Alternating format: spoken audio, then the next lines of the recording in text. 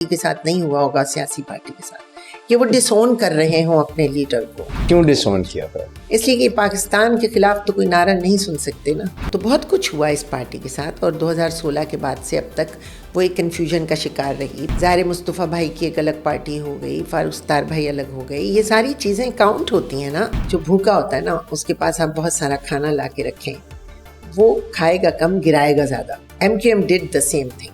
98% جو ہمارا ووٹر ہے وہ دباؤ کا شکار ہے, وہ بے بسی میں ہے. ون فائن مارننگ میں نے ٹی وی کو جوائن کیا تھا, رات کو میرا ایک انٹرویو نشر ہوا ہے, اور صبح مجھے اسلم اظہر صاحب کا فون آیا کہ جی آ کے مجھ سے مل لیں.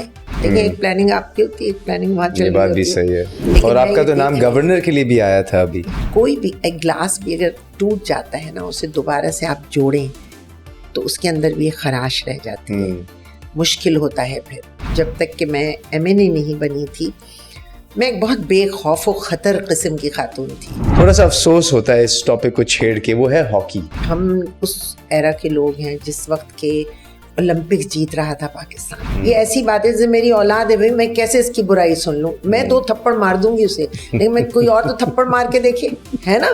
تو میں اپنے ملک کے لیے کسی سے کوئی ایک لفظ نہیں سنوں گی, چاہے وہ کوئی بھی ترم خان ہو نا.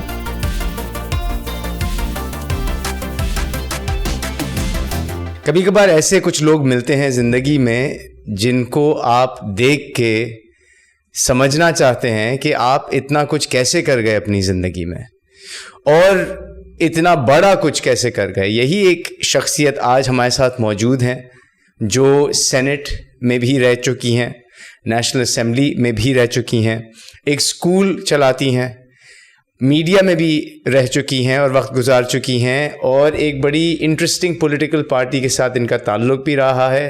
خوشبخش شجاعت صاحبہ کے ساتھ میں گفتگو کر رہا ہوں. Stay tune to this episode. Khushbakht Shujaat sahiba, السلام علیکم, کیسی ہیں آپ؟ Thank you for taking out the time for Digitals. الحمدللہ, آپ کیسے؟ ٹھیک ٹھاک. آپ نے تو اتنا کچھ کر لیا ہے اپنی زندگی میں, مطلب آپ سینیٹر بھی رہ چکی ہیں, نیشنل اسمبلی میں بھی رہ چکی ہیں, آپ اسکول چلاتی ہیں, آپ نے ٹی وی پہ بھی کام کیا ہوا ہے, اور آپ نے ویمنس امپاورمنٹ پہ بھی بہت کام کیا. آپ نے بلکہ ہاکی کے اندر ویمنس ہاکی کی جو ایک وہ ایریا تھا اس پہ آپ پریزیڈنٹ بھی رہ چکی ہیں. اتنا کچھ کرنے کے لیے آپ نے زندگی میں ٹائم کو کیسے مینیج کیا؟ یہ سب سے پہلا سوال ہے میرا, کیونکہ دیٹس ویئر آج کل کی جنریشن اسٹرگلس. میرے خیال سے زندگی میں سب سے بہترین کام اس شخص کو آتا ہے جو ٹائم مینجمنٹ کر لیں. ٹائمنگز اینڈ پلاننگس, یہ چیزیں ویسے تو میں نے اپنا جب اسکول اسٹارٹ کیا تو میں نے دیکھا کہ پلاننگ کرنا اور پھر ٹائم سے اس کو مینیج کرنا. لیکن آپ پلاننگ پہلے کرتے ہیں. لیکن میں یہ سمجھتی ہوں کہ اگر آپ کے پاس ٹائمنگس اینڈ پلاننگس ان میں سے کوئی چیز نہیں ہے تو آپ کی ہر چیز ہیپزرڈ ہو جاتی ہے. تو میں ظاہر شروع میں تو ایسی اتنی پلان نہیں تھی, جیسا میں نے ینگ ایج میں کچھ کام شروع کیے, لیکن ہاں زندگی میری جس طرح سے گزری ہے میں نے اس میں دیکھا ہے کہ میں نے خود کو خود آرگنائز کیا, کیونکہ بہت سارے کام ایک ساتھ کرنا ہوتے ہیں, ملٹی ٹاسکنگ ورک. آپ ٹی وی پہ جا رہے ہیں, ٹی وی سے واپس آ رہے ہیں, تو آپ کو گھر میں بچے بھی دیکھنا ہے. آپ کی میری جوائنٹ فیملی سسٹم تھا, اس کو بھی ٹائم دینا ہے, اپنے آپ کو بھی دینا ہے. ہسبینڈ ہیں, وہ ڈیمانڈنگ ہے, آپ کو سوشل گیدرنگس میں جانا ہے, اور پھر آپ کو اپنی وہاں جا کر تیاری کر کے اور پروگرام کرنا ہے. تو ایک زمانہ تو ایسا تھا, مجھے یاد آتا ہے کہ جب میں صبح 9 کا پروگرام کیا کرتی تھی ریڈیو پر, اس کے بعد میں دوپہر کو ٹی وی پہ ہوتی تھی, اور اس کے بعد شام کو کوئی نہ کوئی گھر میں یا تقریب ہے یا کھانا ہے یا دعوت ہے یا کہیں مجھے جانا ہے. لیکن اور بچے چھوٹے تھے, لیکن جوائنٹ فیملی تھی, میں نے سب چیزیں مینج کی, وہ بس اللہ نے کروا دی. اس وقت تو میں کوئی اتنا سوچ سمجھ کے نہیں کر رہی تھی, لیکن اب اتنے عرصہ گزرنے کے بعد اتنے کچھ کام اور جو میرا ایک سسٹم ہے اسکولنگ کا, اس سے میں نے یہ سیکھا اور سمجھا کہ اگر آپ اپنے ٹائم کو, اپنے دن کو, آنے والے دن کو آپ پلان کر لیں تو آپ کا کام زیادہ آسان ہو جاتا ہے کہ آپ کو کس وقت کیا کرنا ہے, کتنی دیر کیا کام کرنا ہے. لوگ پلاننگ نہیں کرتے ہیں, بس دن گزر رہا ہے کسی طرح, یہاں پھر ہونق ہیں, پریشان ہیں, یہ خراب ہو گیا, وہ خراب ہو گیا. تو ٹائمنگز اینڈ پلاننگز بہت ضروری ہے زندگی میں, اس کے بغیر آپ آگے نہیں بڑھ سکتے. تو کیا یہی پلان تھا آپ کا کہ جس طرح سے آپ نے اپنی زندگی اپنے میس کام کی ڈگری کراچی یونیورسٹی سے لے کے لیٹس سے سینٹ تک کیا آپ کے ذہن میں شروع سے یہ پلان تھا کہ مجھے سیاست میں آنا ہے, مجھے کچھ کر کے دکھانا ہے, کیونکہ میس کام سے سینٹ از اے بگ جرنی؟ آپ کو حیرت ہوگی, میری کوئی چیز میں نے نہیں پلان کی تھی, یہ چیزیں اللہ تعالیٰ پلان کرتا ہے. دیکھیں ایک پلاننگ آپ کی ہوتی ہے, ایک پلاننگ وہاں چل رہی ہوتی ہے, اور جو وہ پلاننگ ہے نا, اگر وہ آپ کی پلاننگ کے ساتھ میچ کر جائے, کیا بات ہے پھر. نہ میں نے یہ کبھی سوچا تھا جب میں میٹرک کر رہی تھی کہ میں ماس کمیونیکیشن کروں گی. جب میں نے میٹرک کیا تو اس کے بعد میں نے سائنس میں داخلہ لے لیا, سائنس سے میں میڈیکل میں چلی گئی, میڈیکل سے میں نے پھر ماسٹرز کیا. تو زندگی بہت سے کام ایسے ہوتے ہیں جس میں اللہ تعالیٰ آپ کو پلان کر رہا ہوتا ہے, اور اس میں آپ کا کوئی ہاتھ نہیں ہوتا. اور جتنے آپ نے مجھے عہدے رتبے کوئی گنوا دیے ہیں کہ میں ہاکی کی پریزیڈنٹ بن گئی, یا میں سینٹ میں آ گئی, یا میں نے کا الیکشن لڑا, یہ ساری چیزیں اللہ تعالیٰ نے میرے سامنے لا کے رکھی. اور جب آپ کے سامنے کوئی چیز آتی ہے اور اگر آپ سمجھتے ہیں کہ یہ کام آپ کر سکتے ہیں, تو پھر یہ سمجھ لینا چاہیے کہ اللہ تعالیٰ آپ کو کوئی موقع دے رہا ہے. اور یہ اسی طرح ہوتا ہے جیسے جاوید میاں کا ایک چھکا تھا, کہ وہ کبھی کبھار آپ کو ایک ایسے مقام پہ لے جاتا ہے کہ ساری پچھلی اگلی سب چیزیں جو ہیں وہ بھول جاتا ہے انسان.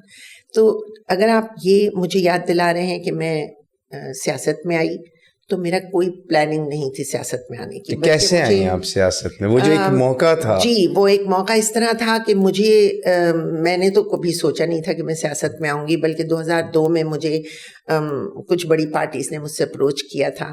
اور مشرف صاحب کے زمانے میں جب سینٹ میں الیکشن ہو رہا تھا, اس زمانے میں مجھے 2005-06 کا ذکر ہے, باقاعدہ میرے گھر آ کر مجھے آفر دی گئی تھی کہ یہ فارم بھر دیجئے, سینٹ میں آپ کا نام ہے.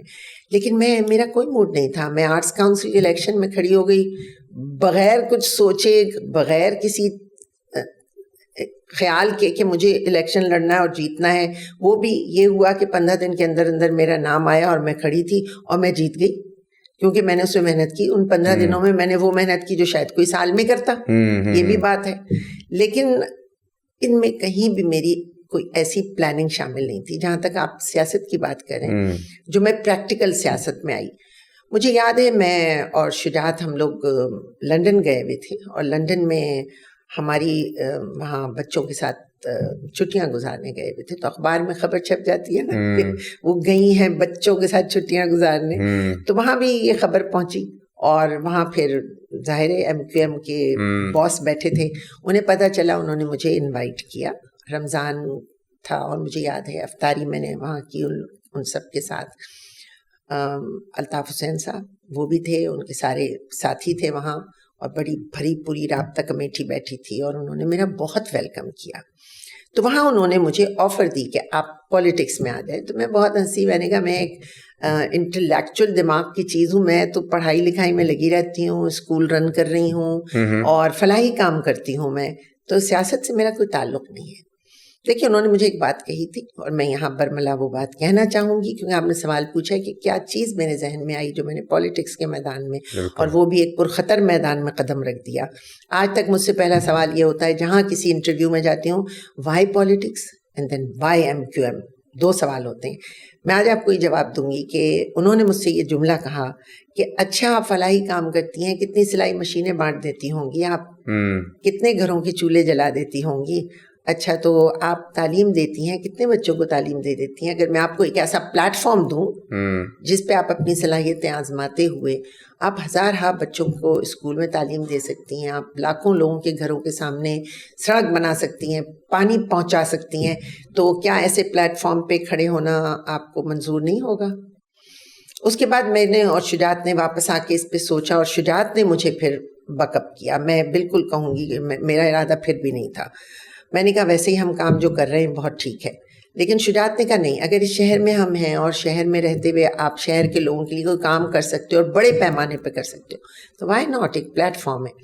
اور میرے خیال سے ایک انکہا کنڈیشنڈ ایک معاہدہ تھا میرے اور میری پارٹی اور پارٹی کے لیڈر کے درمیان, ایک انکہا, میں اسے نہیں کہوں گی کہ کوئی باقاعدہ طے ہوا تھا, لیکن انکہا یہ تھا کہ انہوں نے نہ کبھی مجھ سے کسی غلط کام کے لیے کہا, نہ میرے سامنے کوئی ایسی بات ہوئی, اور نہ ہی کبھی میری کہیں ہوئی بات کو اعتراض کیا گیا. میں نے اگر کہیں کسی بات پہ ٹوکا یا کسی بات پہ میں نے کہا یہ کام نہیں ہونا چاہیے, یہ غلط ہو رہا ہے, یا مجھے ایسا پتہ چلا ہے کہ فلاں جگہ یہ کام, فوری اس کے اوپر مجھے اچھا رسپانس آتا تھا. تو مجھے میری پوری شخصیت سمیت, میرے پورے بیک گراؤنڈ سمیت اس پارٹی نے مجھے قبول کیا, اور میں نے اس پارٹی کو پھر پورا اون کیا. تو اس پہ میں یہ واپس آؤں گا کیسے سیاست پہ, کیونکہ اس میں میرا ابھی بھی ایک سوال جو ہے نا وہ اوپن ہینڈڈ ہے, کیونکہ سیاست کا سمجھ آ گیا کہ آپ کیسے آئیں, آپ کو ایک اپرچونٹی ملی اور آپ نے وہ دیکھا کہ اس پلیٹ فارم سے, سیاست کے پلیٹ فارم سے, ٹھیک ہے, خدمت کا کام آپ خدمت کر سکتے ہیں, بہت کام ہو سکتا ہے, اور کیا بالکل, اور میں نے ڈٹ کے کام کیا. اور یہ ہر سیاست دان کی ایک انٹرنل خواہش ہوتی ہے کہ وہ سرو کرے, سرونٹ لیڈرشپ کا جو کانسیپٹ ہے. اچھا, سیاست کے اندر جب آپ سرو کرتے ہیں آپ کے پاس آپشنس ہیں کہ آپ پارٹی اے بی سی کسی بھی پارٹی کے ساتھ چلے جائیں, آپ سرو کر رہے ہیں, ٹھیک ہے نا.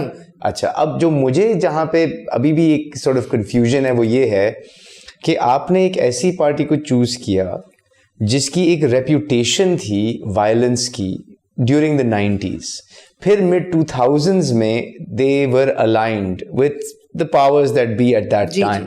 تو ان کی ریپوٹیشن تھی بالکل کہ اردو اسپیکنگ قوم کو سپورٹ کرنا, اور شروعات ان کی بالکل یہی تھی. میں نے وہ ایک الطاف حسین صاحب کا انٹرویو دیکھا تھا ریسنٹلی, بڑا انٹرسٹنگ انٹرویو تھا. تو شروعات بالکل سمجھ آئی, کیوں اسلحہ اٹھایا گیا وہ بھی سمجھ آئی, لیکن اس کے بعد تھوڑا سا ڈائریکشن اس کا شفٹ ہو گیا.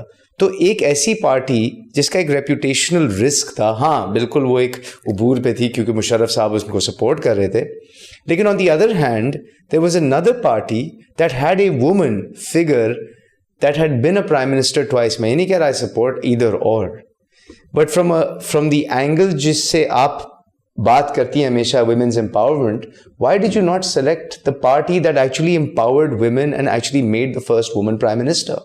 اچھا سوال ہے. اب آپ کو میں بڑے مزے کا جواب دوں اس کا. دیکھیں, ایک تو یہ کہ میرے خیال سے اللہ تعالیٰ نے مجھے منتخب ہی اس پارٹی کے لیے کیا اس وقت, کیونکہ مجھے اور کسی جگہ کہیں میں نے دیکھا ہی نہیں تھا, کسی طرف غور ہی نہیں کیا تھا. یہاں سے مجھے آفر آئی, اور یہ ہمارے شہر کی پارٹی تھی, ہمارے علاقے کی پارٹی تھی. انسان اپنے گھر سے کام شروع کرتا ہے. جہاں آپ ہوتے ہیں, اگر آپ نے اپنا محلہ ہی صاف نہیں کیا تو آپ جا کے کہاں, آپ رائے ونڈ میں کام کریں گے کیا؟ میرا کہنے کا مطلب ہے. اور یہ جو آپ نے بڑے مزے کی بات پوچھی کہ وائی دس پارٹی, ہمیشہ زندگی میں کچھ عجیب سے چیلنجز آئے میرے سامنے. ون فائن مارننگ میں نے ٹی وی کو جوائن کیا تھا, ٹھیک ہے, رات کو میرا ایک انٹرویو نشر ہوا ہے, اور صبح مجھے اسلم اظہر صاحب کا فون آیا کہ جی آ کے مجھ سے ملنے. کچھ پتہ نہیں دنیا میں کہاں ٹی وی کیا چیز ہے کیا نہیں ہے, بس اسٹیج پہ گئی تھی, یونیورسٹی کو ریپرزینٹ کیا تھا, ایک انٹرویو دیا تھا, لوگوں نے بڑی واہ واہ کی تھی, اور ایسے وقت میں مجھے شہرت مل گئی تھی جب مجھے شہرت کا پتہ نہیں تھا. I was very young at that time, میں فرسٹ ایئر ماسٹرز کر رہی تھی. تو جب میں رات کو میں نے پروگرام ہوا اور لوگوں میں تو دھوم ہو گئی اس پروگرام کی, ضیاء صاحب پروگرام کر رہے تھے اور چینل بھی ایک ہی ہوتا تھا اس زمانے میں, بہت اس پروگرام نے تباہ کن شہرت تھی. میں صبح اٹھ کے جب یونیورسٹی جائی تھی, ہم بس میں جاتے تھے نا, ہمارے پوائنٹ کی بس ہوتی تھی, تو جب جا رہی ہوں تو سب مجھے مڑ مڑ کے دیکھ رہے ہیں, اور آپ معصومیت دیکھیے, مجھے پتہ ہی نہیں کیوں دیکھ رہے ہیں. تو میں کبھی اپنا دوپٹہ ٹھیک کر رہی ہوں, کبھی اپنی شرٹ, یہ کیوں ٹھیک کریں, کیا کوئی چیز غلط ہے کیا ہے. بس میں بیٹھ کے یونیورسٹی پہنچی تو یونیورسٹی میں جو میرا ویلکم ہوا اس دن, اور میرا ڈپارٹمنٹ تو ڈاکٹر شریف المجاہد ہوتے تھے ہمارے ڈین, وہ اس دن اس پروگرام میں میرے سامنے بیٹھے تھے, تو انہوں نے وہاں میرا کیا ویلکم کروایا. دین آئی ریئلائز کہ میں تو مشہور ہو گئی ہوں اور مجھے تو بہت شہرت مل گئی ہے اور لوگ مجھے پہچان رہے ہیں. تو دیکھیے اس وقت میرے والد سے سیم یہ سوال کیا جا رہا تھا جو آج آپ کر رہے ہیں. وہ یہ کیا جا رہا تھا کہ آپ نے کتنی غلط اور گندی جگہ پہ آپ نے لڑکی کو ڈال دیا, کس خاندان کے آپ ہیں, اور آپ نے کہاں ٹی وی, اتنی گندی جگہ. اور آج ٹی وی پہ جانا, ٹی وی پہ بات کرنا, آپ بھی یہاں بیٹھے ہیں, میں بھی یہاں بیٹھی ہوں, یہ ایک فخر بھی ہے, کام بھی ہے, پیسہ بھی ہے, شہرت بھی ہے, سب کچھ ہے. لیکن اس وقت میں نے بہت زبردست اختلاف اٹھا, لیکن میرے والد میرے ساتھ کھڑے تھے, انہوں نے کہا نہیں میری تربیت ہے, یہ جس طرح ایکسٹرا کریکولر ایکٹیویٹیز یونیورسٹی کی تھیں اس کی, اسی طرح یہ وہاں کام کرے گی, تعلیمی میدان ہوگا اس کا, یہ اپنے دائرے کار, مجھے پتہ ہے اس کا دائرہ کیا ہے, ٹھیک ہے. تو انہوں نے ایک دائرہ بنایا تھا. اسی طرح جب میں پالیٹکس میں آئی تو شجاعت کو یہ سب نے یہ بات کہی جو آپ کہہ رہے ہیں نا, کہ وائی پالیٹکس, بھابھی کو کیا ضرورت تھی, اچھا خاصا آرٹس کاؤنسل کی پریزیڈنٹ شپ, 3 سال الیکشن لڑائی, یہ وہ کیا ہو گیا ہے تم لوگوں کو. اور وائی MQM جس کی کہ کوئی ریپوٹیشن خراب بھی ہے. تو میں یہاں آپ سے ضرور یہ کہوں گی کہ مجھے اللہ تعالیٰ نے ہمیشہ بہت چیلنجز دیے ہیں, چیلنجنگ کام دیے ہیں. میں نے یہ نوٹ کیا ہے کہ میری زندگی میں بہت بڑا چیلنج آتا ہے اور پھر اللہ تعالیٰ مجھے اس میں ڈال کے اور مجھے کامیاب بھی کرتا ہے. میں اس کی رحمتوں کی مشکور ہوں کہ مجھے ایک ایسی پارٹی میں, جس کے بارے میں آج بھی آپ بیٹھ کر یہ سوال پوچھ رہے ہیں, تو مجھ سے 17 سال سے یہ سوال ہو رہا ہے. میں نے 17 سال پہلے یہ پارٹی جوائن کی تھی, لیکن ان 17 سالوں میں نے یہی جواب دیا ہے کہ آپ کسی جگہ جائیں, آپ اپنی پوری شخصیت, اپنا پورا علم, اپنی پوری شہرت اور اپنا پورا کمال لے کے جائیں, اور پھر وہاں جا کے آپ وہیں جیسا کوئی کام جو غلط کوئی کر رہا ہے وہ کریں, تو پھر تو کوئی فائدہ نہیں وہاں جانے کا. اس میں پھر میں یہ پوچھوں گا کہ جب 2016 میں MQM کو ڈسمینٹل کرنا شروع کیا, was that the right move in your opinion? دیکھیے, ڈسمینٹل کوئی کرتا نہیں ہے, ڈسمینٹل ہو جاتا ہے. اور وہ جو صورتحال تھی 2016 میں, جو صورتحال ہوئی ہے, اس صورتحال کے بعد پھر یا تو یہ تھا کہ پاکستان کے ساتھ کھڑے ہو جاؤ. ہمارے پاس تو ایک ہی آپشن تھا نا اس وقت, ہماری پارٹی کے پاس کوئی دوسرا آپشن نہیں تھا. ایک ہی آپشن تھا کہ کیا پاکستان کے نعرے کے ساتھ کھڑا ہونا ہے یا نہیں ہونا ہے. شاید سیاست کی ہسٹری میں کبھی اتنا اندوناک, دردناک, دکھ بھرا واقعہ کسی بھی پارٹی کے ساتھ نہیں ہوا ہوگا, سیاسی پارٹی کے ساتھ, کہ وہ ڈس اون کر رہے ہوں اپنے لیڈر کو. کیوں ڈس اون کیا تھا؟ اس لیے کہ پاکستان کے خلاف تو کوئی نعرہ نہیں سن سکتے نا. آپ سن سکتے ہیں پاکستان کے خلاف نعرہ؟ کبھی کبھار لوگ جذبات میں بہت کچھ کہہ جاتے ہیں, لیکن جب وہ کہہ جاتے ہیں تو انہیں شرمندگی کا موقع دیا جاتا ہے, انہیں شرمندگی پر معاف کیا جاتا ہے, انہیں ان کی اس شرمندگی کو تسلیم کیا جاتا ہے. لیکن المیہ یہ ہے کہ بعض جگہ یہ نہیں ہوتا اور بعض جگہ لائن ڈرا کر دی جاتی. تو جہاں لائن ڈرا ہو جاتی ہے وہاں پھر Pakistan comes first. Why was that line drawn so late? Why not earlier? کیونکہ there were a lot of things in MQM's history that are grey. تو نہیں, کوئی ایسی بات مجھے تو ایسی کوئی خاص آپ مجھے بتائیں. وائلنس ان the 90s, ٹھیک ہے, وہ ڈیفینس میکنزم تھا اور بہت کچھ ہو رہا تھا ان کے خلاف بھی. mid 2000s کے اندر یہ ہر پارٹی کے ساتھ ہوا ہے, یہ اسی کے ساتھ. mid 2000s میں کرپشن کے بہت سارے ہر پارٹی کے ساتھ ہوا, اور ابھی جو کرپشن کے کیسز کھل رہے ہیں ہر ایک کے اوپر کھل رہے ہیں. کس کے پاس نہیں کرپشن کے کیسز کھلے, کس کے پاس نہیں وائلنس ہوا, کس نے نہیں کسی کے ساتھ زیادتی کی.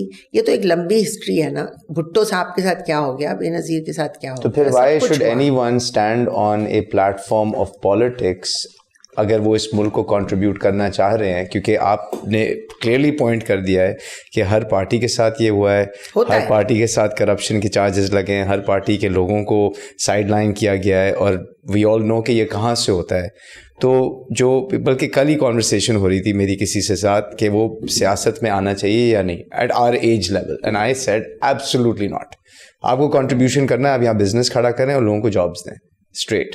کیونکہ سیاست میں آپ نے جو پوائنٹ آؤٹ کیا کہ یہ ساری چیزیں تو شروع سے چلی آ رہی ہیں. جب تک آپ اس سمندر میں آپ جاتے نہیں ہیں نا, جب تک نہ آپ کو اس کی گہرائی کا اندازہ ہوتا ہے, نہ آپ کو یہ پتہ چلتا ہے کہ وہاں کتنے اژدہے ہیں اور کتنے سانپ ہیں اور کتنے بچھو ہیں اور کون کاٹ لے گا اور کہاں آپ ڈوب جائیں گے. سارے سانپ اور بچھو ہیں, مجھے تو ایسا لگتا ہے. نہیں, یہ آپ نہیں کہہ سکتے, یہ ذرا زیادہ ہے آپ کا کہنا کہ سارے. دیکھیے, اچھا اور برا ہر جگہ ہوتا ہے, آپ یہ نہیں کہہ سکتے.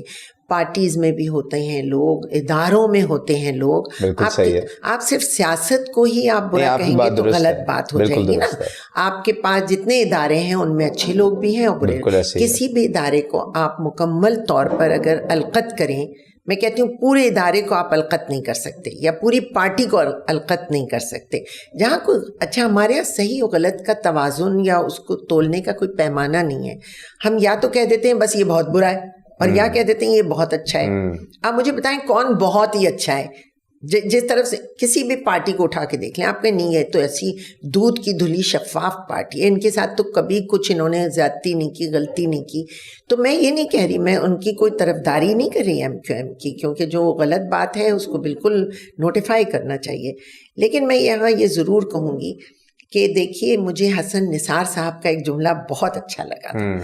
انہوں نے یہ کہا تھا کہ دیکھیں بات یہ ہے کہ ایم کیو ایم جو ہے یہ مڈل کلاس لوگوں کی اور لوور مڈل کلاس لوگوں کی پارٹی ہے, اور جب اسے 2007 میں جو اس کا پیک تھا 2006 میں جب مشرف صاحب تھے, بلکہ 4, 5 اور 6, اس وقت ان کو بہت زیادہ ان کو منسٹریاں ملی ہوئی تھیں, تو لوگوں نے سوال کیا کہ اس وقت انہوں نے کوئی کام ایسا کیوں نہیں کیا, لینڈ ریفارم اس وقت کیوں نہیں کر دیے, ٹھیک ہے نا, اس وقت کیوں نہیں آپ نے کوئی اور ایسا کام, کوٹا سسٹم اس وقت کیوں نہیں اٹھا لیا.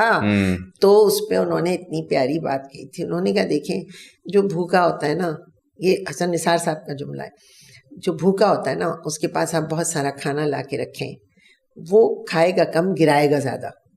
M Q M did the same thing. انہوں نے بہت زیادہ خرابی نہیں کی, لیکن ان کے پلے پڑ گئی ہے وہ ساری خرابی, کیونکہ انہوں نے, میں صفائی پیش نہیں کری جہاں غلطی ہوئی ہے, جو خرابیاں ہوئی ہیں, لیکن میں یہ سمجھتی ہوں کہ ان کو اتنا سپریس بھی کیا گیا ہے کہ اس کے بعد وہ سر اٹھا نہیں پاتے ہیں. محنت کرتے ہیں, کوشش کرتے ہیں, لیکن وہ جس کلاس کے لوگ ہیں, جس جگہ سے وہ بلانگ کرتے ہیں, جہاں سے اٹھ کے وہ پارلیمنٹ میں جا کے بیٹھتے ہیں, آسان نہیں ہے. دیکھیے ایک وڈیرا بیٹھا ہے, ایک جاگیردار بیٹھا ہے, ایک سرمایہ دار بیٹھا ہے آپ کے پاس. آپ آئیں جناب, آپ اپنی مطلب بس میں بیٹھ کے آپ آ گئے, اور ایک گاڑی سے اترتا ہے تو اس کے پیچھے 2 تو آپ کو ویگو ڈالے نظر آتے ہیں, جو ان کے تمام ان کے پروٹوکول والے اتر رہے ہیں. آپ بھی ایم این اے ہیں, وہ بھی ایم این اے ہیں. مثلا میں اگر ایئرپورٹ پہ وہاں جا کے اترتی تھی, ٹھیک ہے, تو میری ایک چھوٹی سی گاڑی جو ہماری پارٹی نے سب پارلیمنٹیرین کے لیے وقف کی تھی وہ آ جاتی تھی, لیکن میرے ساتھ ہی کوئی خاتون ایسی اترتی تھیں جنہوں نے الیکشن بھی نہیں لڑا ہے, وہ کسی کی بہن ہے, کسی کی بیوی ہیں, کسی کی خالہ ہیں, کسی کی بھانجی ہیں, ان کے ساتھ جب وہ اترتی تھیں تو ایئرپورٹ کی زمین ہلنے لگتی تھی بھائی, کیونکہ ان کے ساتھ تو بہت سارا پروٹوکول آتا تھا, دھڑ دھڑ کر کے لوگ, ایسا لگتا تھا ان کو کوئی اغوا کرنے آ رہا ہے جو ان کو حفاظت دی جا رہی ہے, اور ہم بیچارے معصوم کھڑے ہیں انتظار میں کہ وہ جب گزر جائیں گی اس کے بعد ہم گزریں. تو ہے یہ. تو اس میں اب مجھے بتائیں کہ ایم کیو ایم کے جو فیکشنز ہوئے ہیں آج, کہ کیا ان میں سے جتنے بھی فیکشنز ہیں, کیا ان میں سے are any of them truly representative of the Mohajir mindset? نہیں, ٹائم لگے گا ابھی. اچھا, اور اس کا جو فالو اپ کوشچن ہے, do we really need a representation of the Mohajir mind set? کیونکہ دیکھیں, میں اگر لیٹ سے, میرے فادر بھی بھوپال میں پیدا ہوئے تھے, ہم ہیں لیٹ سے immigrants, but I have no connection to India. میرا تو کچھ نہیں ہے نا, اور میرے بچوں کا تو بالکل کچھ نہیں ہوگا. تو do we really need representation? نہیں, آپ یہ چھوڑ دیں, ہمارے بچے تو بلکہ انڈیا سے ایک نفرت انگیز قسم کا ان کا تصور تھا کہ جیسے وہ ایک ہمارا دشمن بس. یعنی جو بچے یہاں پیدا ہوئے ہیں ان کو یہ نہیں ہے کوئی ہمدردی, وہ اندازہ ہی نہیں ہے کہ کیا چھوڑ کے گئے ہیں, کیا مشکلات تھیں. ہوا یہ ہے کہ جو لوگ وہاں سے آئے, جیسے ہمارے پیرنٹس آئے, وہ اپنے آدھے خاندان وہاں چھوڑ آئے, پھر کچھ لوگ ان کے آتے ہوئے شہید ہو گئے, انہوں نے جائیدادیں چھوڑی. وہ ایک پورا ایک ٹراما تھا جس سے, اور وہ ٹراما کیری کیا گیا ہے جنریشنل. وہ کس طرح, دیکھیے جب میری امی, میری پھپھو کا میسج آتے تار آتا تھا اس زمانے میں, اور میں دیکھ رہی ہوں کہ وہ والد میرے تڑپ رہے ہیں, والدہ میری تڑپ رہی ہیں, تو ہم نے تو وہ دیکھا ہے نا کہ مطلب آدھے ان کے بھائی بہن وہاں ہیں, آدھے یہاں ہیں, درمیان میں ایک آگ کا دریا ہے اور تیر کے جانا ہے اور وہ جا ہی نہیں سکتے ہیں. تو وہ جو زمانہ تھا نا, وہ پھر ہمارے بھی دلوں میں نقش ہوا, سچی بات ہے, اور ہمیں بھی احساس ہوا کہ یہ کیا ہو رہا ہے ہمارے ساتھ. ٹھیک ہے نا, کیا ہم وہاں کے باسی رہ گئے, یہاں کے باسی رہ گئے. یہ پتہ ہے کیا, میں اب نوٹ کر رہی ہوں, جو بچے جیسے امریکن بورن مسلم ہیں, انہیں بعض اوقات یہ کنفیوژن ہوتا ہے, جیسے یہاں اردو اسپیکنگ کو ہو رہا تھا, اب جو بچے ہیں انہیں پتہ ہی نہیں ہے کچھ اس چیز کا, لیکن جو یہ فیلنگ تھی آج سے 10, 20, 25 سال پہلے, وہی امریکن مسلم بچے یا برٹش مسلم بچے یا اور کہیں پیدا ہو کے وہاں, ان کی سمجھ میں نہیں آتا. وہ کہتے ہیں ہم کون ہیں بھائی, ہم بھائی پاکستانی ہیں کیا, ہمارا امی کا میکا ادھر, ابا کا گھر وہاں, ٹھیک ہے, آ رہے ہیں تو دادا دادی اردو میں بول رہے ہیں, یہ کھا لو, یہ نوالا بنا لو, وہاں جا رہے ہیں, پورا امریکن سسٹم. تو 2 جگہ بٹ گئے ہیں. تو اب یہی ہوا ہے, جو تیسری نسل ہے اس کو تو ان چیزوں کا کچھ بھی پتہ نہیں ہے, بلکہ دیکھیں زبان ختم ہو گئی ہے بالکل, اور اس میں کسی کو آپ مرید الزام نہیں ٹھہرا سکتے, کیونکہ زندگی آگے جا رہی ہے اور وہ رکتی نہیں ہے. زندگی جب آگے جاتی ہے تو اس میں بہت سارے, اب گلوبل ولیج بن گیا ہے. اب تو انگلش بھی وہ انگلش نہیں رہی, اردو بھی وہ اردو نہیں رہی. جو ہمارے بڑے انگلش بولا کرتے تھے یا اردو بولا کرتے تھے وہ اب نہیں ہے. تو زبانوں میں تو ہم نہیں بانٹ سکتے اب کسی کو بھی, صرف یہ ہے کہ سنبھال سکتے ہیں, یہ آپ کی ایک تہذیب ہے. تو اگر ہم اگر ایک پارٹی جس نے اپنی پوری let's say foundation is based on ایک زبان, ٹھیک ہے, اور ایک مائنڈ سیٹ آف امیگریشن, آج کل کی جو پیدائش ہے لیٹس سے 2000 کے بعد جو پیدا ہوئے ہیں ان کے مائنڈ سیٹ میں تو وہ ہے ہی نہیں. پہلی بات تو زبان بھی اس طریقے سے نہیں بولتے, اردو بھی مطلب آپ جس طرح آپ اردو میں گفتگو کر رہی ہیں, آئی ڈونٹ تھنک کہ آج کل اسکول سے نکلتے ہوئے بچے اس طرح بات کرتے ہیں, پہلی بات. دوسری بات یہ ان کو کوئی کنیکشن نہیں ہے مائگریشن اور پارٹیشن ان سب چیزوں کا. تو کیا نہ پڑھایا گیا ہے, نہ انہیں پتا ہے, ان کو آئیڈیا ہے, ہسٹری کا معلوم ہے, تو ایم کیو ایم کا ریلیونس رہا نہیں نا پھر. تو ضرورت کیا ہے پھر ایم کیو ایم کی؟ ہمیں پارٹی عوام کی پارٹی, عوام کے نمائندے ہیں, ووٹ لے کر آتے ہیں. بٹ ان کا پریمس تو وہ نہیں پھر ہوگا نا, about the Mohajirs and the immigrant mindset and the Urdu language. وہ بھی دیکھیں وقت کے ساتھ اے آئی ہو گیا ہے نا, ہر چیز جو ہے تبدیل ہو رہی ہے, اس میں بھی آپ نے تبدیلی دیکھی ہوگی کہ دیکھیں اس کے ایم کیو ایم کا اے آئی کیا ہونا چاہیے. ایم کیو ایم کا اے آئی یہ ہے کہ اس کے اندر مہاجر بھی ہے, پٹھان بھی ہے, بلوچ بھی ہے, اور اس میں ہونا بھی چاہیے. ایم کیو ایم کے اندر سندھی ہو سکتے ہیں, سندھی ہیں, اور شروع میں بھی تھے رابطہ کمیٹی میں, تو سندھی ہمارے رابطہ کمیٹی میں موجود تھے, پٹھان تھے, یہ سیف بھائی جو چلے گئے تو پھر وہ ہمارے سینیٹر تھے. تو why is it relegated to a Karachi only party? تو پھر اگر جو آپ کہہ رہی ہیں تو اس کا جو اگر یہ اس کا پلیٹ فارم ہے کہ یہ ہم سب کو ریپرزینٹ کرتے ہیں, we are a third party, تو why is it not operating at a national level? کیوں ایک صوبائی لیول بھی نہیں, ایک سٹی لیول پہ تھے؟ ایک زمانہ تھا جب ہمارے بہت بڑے بڑے جلسے اسلام آباد میں بھی ہوئے, لاہور میں گئے, ہم ملتان گئے, بہت بڑے بڑے جلسے ہوتے تھے, اور وہاں بھی بہت بڑے بڑے سیکٹر اور یونٹس بنے ہوئے تھے. میں تو تھی وہاں, تو میں جایا کرتی تھی. لیکن جب کسی پارٹی میں توڑ پھوڑ شروع ہو جاتی ہے تو ظاہر ہے کہ سبھی لوگ محتاط ہو جاتے ہیں, ڈر جاتے ہیں, گھبرا جاتے ہیں. جو نئے نئے اس کو جوائن کرتے ہیں وہ ظاہر ہے ان کو خوف ہو جاتا ہے. تو بہت کچھ ہوا اس پارٹی کے ساتھ, اور 2016 کے بعد سے اب تک وہ ایک کنفیوژن کا شکار رہی. پھر اس میں ظاہر مصطفیٰ بھائی کی ایک الگ پارٹی ہو گئی, فاروق ستار بھائی الگ ہو گئے. یہ ساری چیزیں کاؤنٹ ہوتی ہیں نا. آپ کا ایک گھر ہے, خاندان ہے, اس میں 4 بھائی ہیں, ایک بھائی نے الگ گھر بنا لیا, دوسرا الگ چلا گیا, تیسری جٹھانی ناراض ہو گئی, اب اس کے بعد وہی دوبارہ مل گئے, مثلاً ایک اور انہوں نے بڑا سا گھر بنایا اور کہا سب دوبارہ سے آ جاؤ, پر اس کو دوبارہ وہیں سے شروع کرنے میں بہت ٹائم لگتا ہے. اس کے لیے آپ کو دادا چاہیے نا, جنہوں نے وہ سارے بھائیوں کو ساتھ رکھا ہوا تھا. آپ یہ سمجھ لیجئے کہ کوئی بھی گھرانہ بھی اگر ہونا, وہ اگر دوبارہ سے جڑنا شروع کرے تو اس کو پھر صدیاں لگ جاتی ہیں, برسوں لگ جاتے ہیں. لیکن ایک بات اچھی ہوئی ہے کہ یہ لوگ سب مل کے بیٹھے ہیں. دیکھیے میں آپ کو بالکل یہ بات کہوں گی کہ کیونکہ میں اتنا اس میں اس وقت ایکٹیو کسی عہدے پہ نہیں ہوں, تو میں آپ کو کی ترجمان نہیں, اور اسی لیے میں پوچھ رہا ہوں کہ باہر سے میں پرسپیکٹیو چاہ رہا ہوں. میں باہر سے پرسپیکٹیو میں بھی دیکھ رہی ہوں, میں بھی سن رہی ہوں. میرا دل بہرحال جس پارٹی کے ساتھ میں اتنے عرصے رہی ہوں اور ہوں تو میرا ہے. لیکن اور آپ کا تو نام گورنر کے لیے بھی آیا تھا ابھی ریسنٹلی, تو آپ کو تو پارٹی ابھی بھی ایون دی ادر پارٹیز آپ کو بہت ہائی اسٹیم اور ہائی ریگارڈ میں رکھتی ہیں. سب کی محبت ہے, پیار ہے, وہ تو خیر کوئی بات نہیں. لیکن میں یہاں صرف یہ کہوں گی کہ کسی بھی چیز, کوئی بھی ایک گلاس بھی اگر ٹوٹ جاتا ہے نا, اسے دوبارہ سے آپ جوڑیں تو اس کے اندر بھی ایک خراش رہ جاتی ہے, مشکل ہوتا ہے پھر. تو اسی طرح پارٹیاں ٹوٹتی بھی ہیں, بکھرتی بھی ہیں, بنتی بھی ہیں, ان کے بڑے چلے بھی جاتے ہیں, پھر نئے لوگوں کو موقع ملنا چاہیے. اور میں تو یہ سمجھتی ہوں کہ کیوں یہ نہ ہو کہ بس ہم ہی ہم ہیں تو ہم کیا ہیں, اور تم ہی تم ہو تو تم کیا ہو. مطلب کچھ تو اس میں تبدیلی آنا چاہیے, نیا خون آنا چاہیے, نیا ذہن آنا چاہیے, نئے لوگ آنا چاہیے. 4 5 6 لوگ تو نہیں کوئی پارٹی رن کرتے. لیکن اس میں ایک سوال اور کروں گا. اس میں میرا کل ہماری لٹرلی 2 دن پہلے ہماری دوستوں کی ڈبیٹ چل رہی تھی کہ ہمارا جو ایک ایج گروپ ہے, کہ ہمارے ایج گروپ میں سے کوئی اٹھ کے سیاست میں آئے تو کیوں آئے. فرسٹ آف آل سب نے ڈکلائن کر دیا کہ سیاست میں it's pointless for various reasons. کہ آپ لوگ بڑے دکھی ہو گئے, بڑے ڈسپیئر ہے, ٹھیک ہے نا, چہرہ سیاست کا دیکھ لیا. اچھا, اب ایک نے بڑی مزے کی بات کی, ایک نے کہا دیر از ون وے.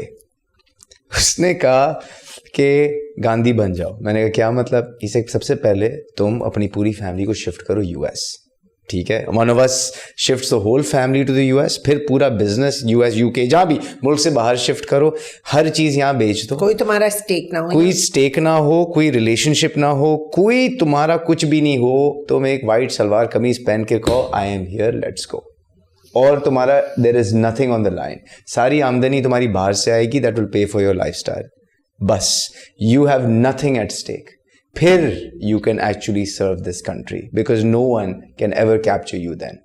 کیا آپ سمجھتی ہیں یہ درست ہے؟ میرے خیال سے یہ شاید انہوں نے اپنے لیے کہا, بڑا ایک ایکسٹریم ویو پریزنٹ کیا, بٹ میں آئی اگری وتھ اٹ, کیونکہ جب آپ کے پاس کہہ رہے ہیں گاندھی بن جاؤ تو کیوں نہ قائد اعظم بن جاؤ, ایکسکیوز می, وہ کہہ رہے ہیں گاندھی بن جاؤ, Quaid Azam had a slightly more privileged lifestyle. اب آپ یہ ڈیبیٹیبل پوائنٹ ہے. دیکھیں اگر گاندھی بن جاؤ تو قائد اعظم نہ بن جاؤ, ان کے تو سوٹ دھل کے آتے تھے لندن سے اور سل کے آتے تھے پتہ نہیں اور سوئٹزرلینڈ سے یا کہاں سے, ان کے پاس کس چیز کی کمی تھی, کیا تھا, پر he was a leader and the founder and the father of nation. تو ہم گاندھی بن کے کیوں کریں؟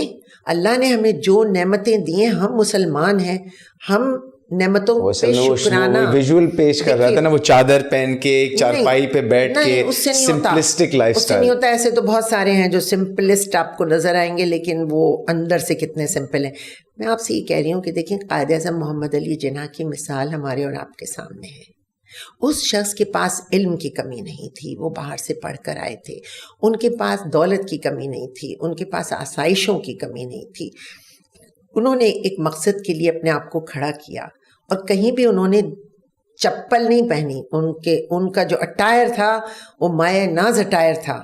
برٹشرز کے سامنے کھڑے ہوتے تھے, سارے سوٹس نکل کے آتے تھے, برٹشرز کے سامنے کھڑے ہوتے تھے تو وہ دیکھتے تھے کہ کیا پرسنالٹی. آپ محترمہ فاطمہ جناح کو دیکھیں, جب وہ ایک غرارہ اور وہ پہن کے کھڑی ہوتی تھیں تو کیا حسین لگتی تھیں, اپنے پورے کلچر اپنی تہذیب کے ساتھ کھڑی ہوتی تھیں. تو میں یہاں تھوڑا سا اختلاف کروں گی. دیکھیے آپ کو اللہ نے جو بھی نعمتیں دی ہیں ان کو استعمال کرتے ہوئے آپ ایک انسان کی طرح بہیو کر لیں, بس میں تو یہ کہہ رہی ہوں. تو بڑا آسان کر دیا آپ نے, انسان کی طرح بہیو کر لیں, بس زندگی آسان رہتی ہے. نہ آپ کو کبھی کسی عہدے سے اتر کے پرابلم ہوتی ہے. میں کبھی نہیں بھولوں گی ہمارے ایک ڈیبیٹر ساتھی, بہت پیارے ہمارے دوست ساتھی, دوست امت فیضی, ہم نے یونیورسٹی میں ساتھ ڈیبیٹس کی, کالج میں, اسکول میں, بڑا قابل, بڑا پڑھا لکھا, وہ بھی منسٹر رہ چکے تھے. تو میرا جب M.A کا سسٹم ختم ہو گیا, فنش 5 سال ہو گئے, اس کے بعد پھر میں نے ایک اور الیکشن لڑا تھا. عارف الوی صاحب میرے اگینسٹ تھے, اور وہ ایک بڑا کروشل الیکشن تھا. وہ ایک الگ کہانی ہے, وہ میں اس وقت یہاں بیان نہیں کروں گی. اور اس الیکشن میں پھر ہم نے بائیکاٹ کر دیا تھا, اور واٹ ایور, کیونکہ ہمیں بھی تھا کہ بھائی دھاندلی ہو رہی ہے. ٹھیک ہے, ہم بھی تو کر سکتے تھے نا, یہ کہہ سکتے تھے کہ دھاندلی ہو رہی ہے, ہم کیوں نہ کہتے. تو وہ ہو رہی تھی, اور جو بھی تھا یا نہیں بھی ہو رہی تھی آئی ڈونٹ نو, لیکن بہرحال وہ ایک سیاسی جھگڑا اس وقت بہت وارم اپ ہو چکا تھا. تو ہم نے بائیکاٹ کر دیا تھا. پھر I was not M.A, I was not on any post, میں اپنی پارٹی کے لیے کام کر رہی تھی جیسے سب کر رہے تھے. تو ایک دن دوست امت فیضی ہمارے گھر آئے, تو میں نے انہیں ویلکم کیا. پھر ہم ایسے گپ شپ لگا رہے تھے, تو کہنے لگا خوش بخت, تم تو بڑی خوش خرم نظر آ رہی ہو. میں نے کہا کیوں, مجھے کیا ہونا تھا؟ کہنے بھئی ہمارے ایک دوست تھے, وہ سینٹ میں تھے, ان کی سینیٹرشپ ختم ہوئی, وہ تو دکھ سے مر گئے. میں نے کہا واقعی انہیں اتنا دکھ ہوا, کیونکہ سیٹ چھوڑتے ہوئے ساری چیزیں چھوڑ دیتے ہیں نا. آپ کو اپنے گھر سے لائے ہیں, آپ کے ابا نے آپ کو پیش کی تھی, آپ مطلب پیدائشی لائے ہیں, آپ نے ایک محنت سے ایک جگہ آ کر آپ بیٹھے, اب وہ جگہ آپ کے لیے نہیں ہوئی, اب آپ اپنی واپس جگہ پہ آ جائیں اور خوش رہیں. تو یہ اگر انسان سمجھ لینا کہ بھئی انسانوں کی طرح رہو سیاست میں, آپ ایک دم فرعون نہ بنیں, آپ ایک دم اپنے آپ کو کچھ سمجھنے نہ لگیں, آپ کے اندر ایٹیٹیوڈ نہیں آنا چاہیے, آپ اسی طرح رہیں جیسے ہیں, تو میرے خیال سے پھر لوگوں سے بڑی محبتیں ملتی ہیں. اور اس پوائنٹ پہ مجھے ایک سٹوری یاد آتی ہے. ایک منسٹر صاحب تھے, وہ ایک کافی دنوں بعد ایک بزنس مین, بڑے بزنس مین سے ملے, اور انہوں نے بڑے بزنس مین کو کہا کہ آپ تو اچھا, یہ عہدہ چھوڑنے کے بعد, منسٹر صاحب کے عہدہ چھوڑنے کے بعد ان کو یہ بزنس مین ملے, تو انہوں نے بزنس مین سے کہا آپ مجھے بڑے دنوں بعد نظر آ رہے ہیں, آپ نے تو ملنا ہی چھوڑ دیا. بزنس مین نے پلٹ کے جواب دیا, ایسی تو بات نہیں ہے, میں تو آج بھی منسٹر سے مل رہا ہوں اس پودے کے. یس, دیکھیے انہیں تو ملنا ہے نا, ان کا کام ہے, وہ اسی عہدے سے ملے. دیکھیے لوگ رشتہ عہدے کا ہے, عہدے سے, کون سا انسان اس عہدے کو, اور عہدہ اللہ تعالیٰ کی اتنی بڑی عنایت ہے, اتنی بڑی نعمت ہے, وہ بخشتا ہے, وہ اصل میں کرتا ہے. یہ جو ہے نا یہ کانسیپٹ آف سرونٹ لیڈرشپ میں نے ایکچولی اپنے کالج میں سیکھا تھا. ہمارے ایک پروفیسر تھے جنہوں نے سکھایا تھا. اچھا مجھے اس وقت ٹھیک ہے ہم نے پڑھ لیا, 28 سال کی عمر تھی, ہم نے پڑھ لیا, سمجھ لیا, ٹھیک ہے گریٹ سرونٹ لیڈرشپ ایک چیز ہوتی ہے, اس پہ سارے پیپرز لکھے وٹ ایور.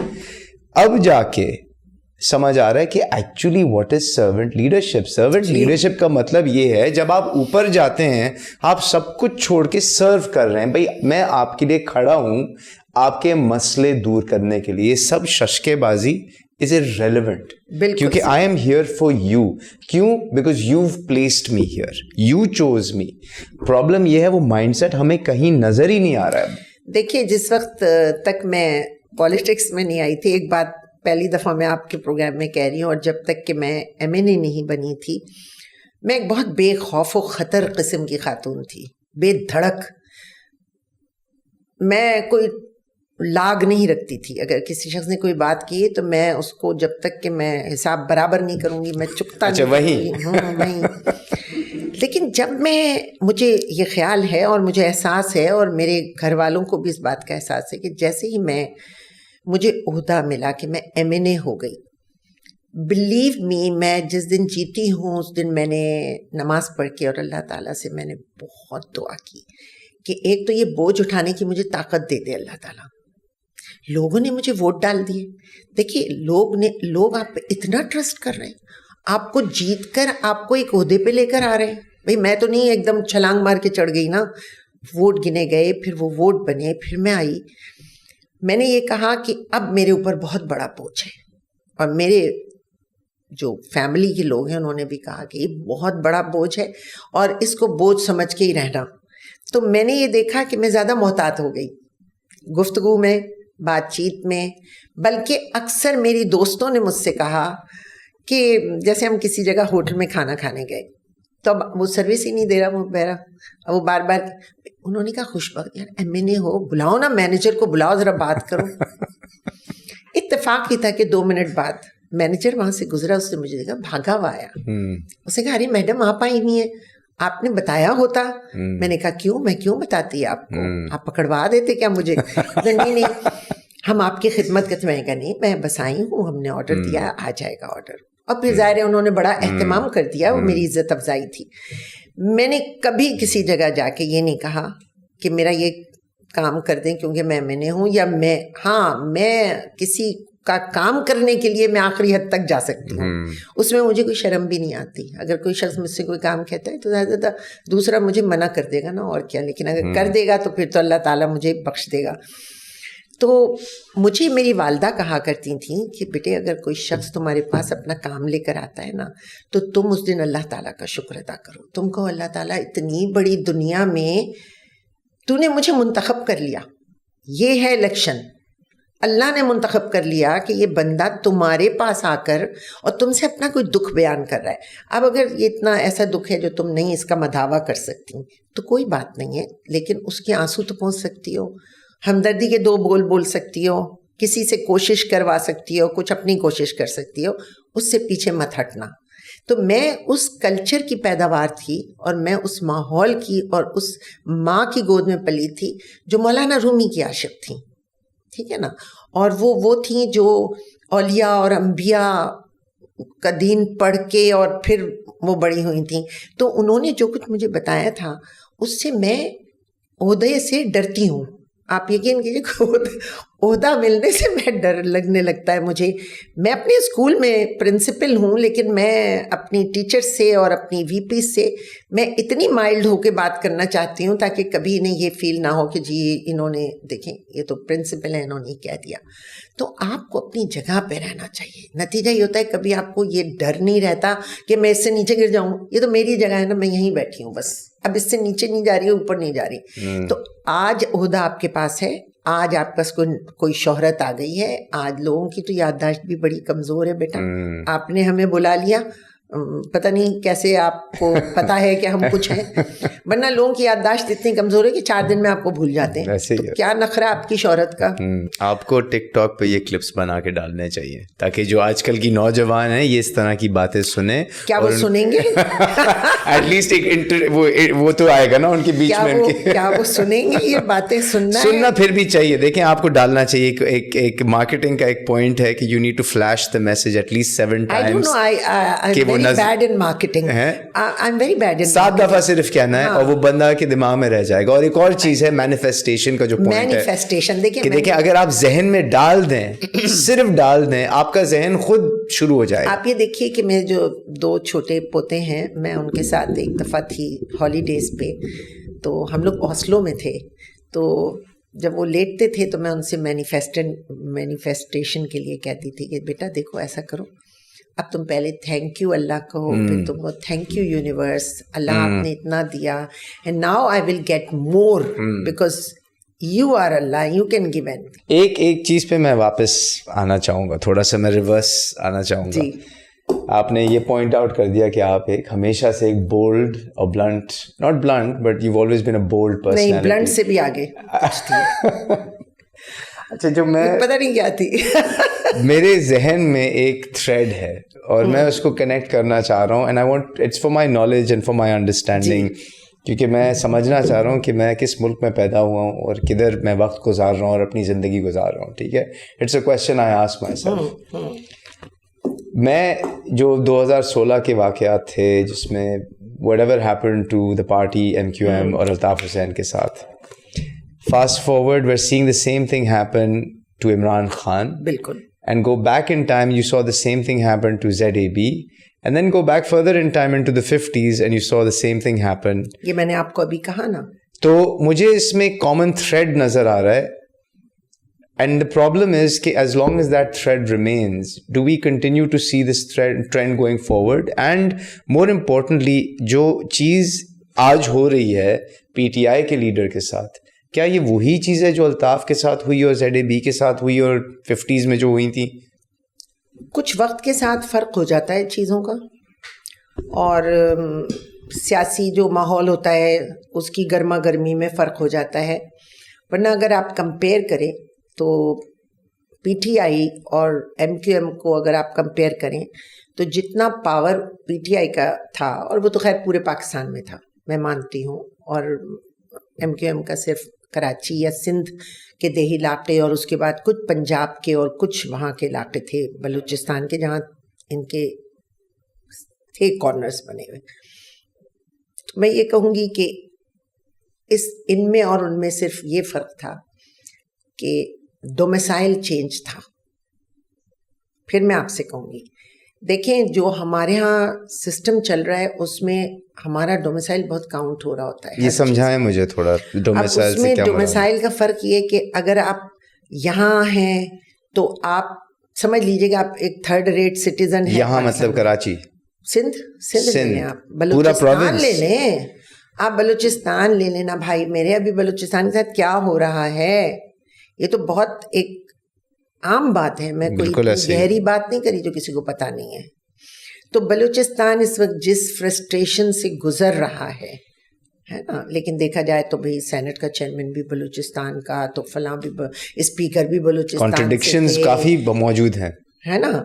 لیکن اس کے باوجود جو سارا کا سارا ہمارا ماحول ہے اس میں اگر 1948 میں جس طرح انڈیا نے لینڈ ریفارمز کی تھیں, اگر وہ لینڈ ریفارمز اس وقت پاکستان میں ہو جاتی ہیں, آج پاکستان کا سیاسی کلچر بالکل تبدیل ہوتا.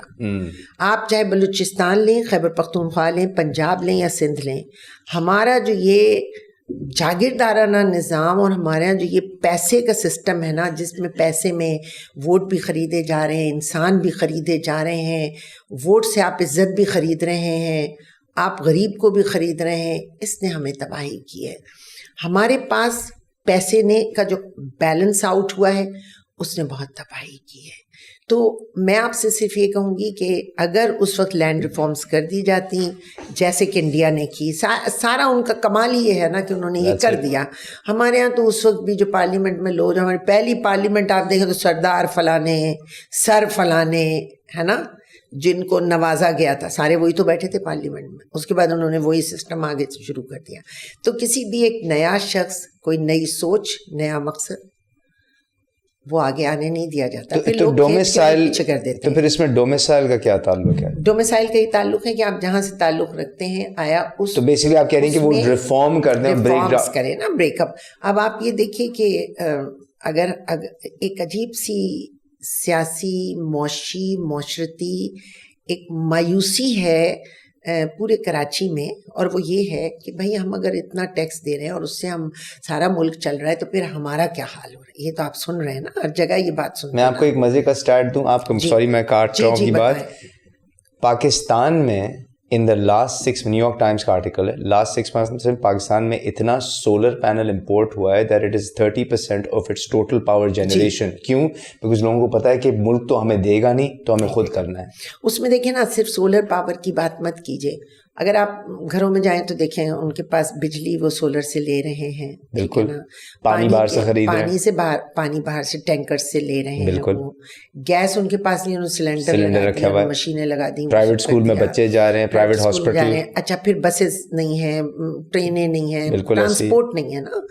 تو پھر یہاں لوگ مایوس ہونا شروع ہو جاتے ہیں نا, کہ پھر ہم جا کے وہاں رہیں جہاں ہم ٹیکس دیں اور سب چیز ہمارے لیے فری ہو جائے.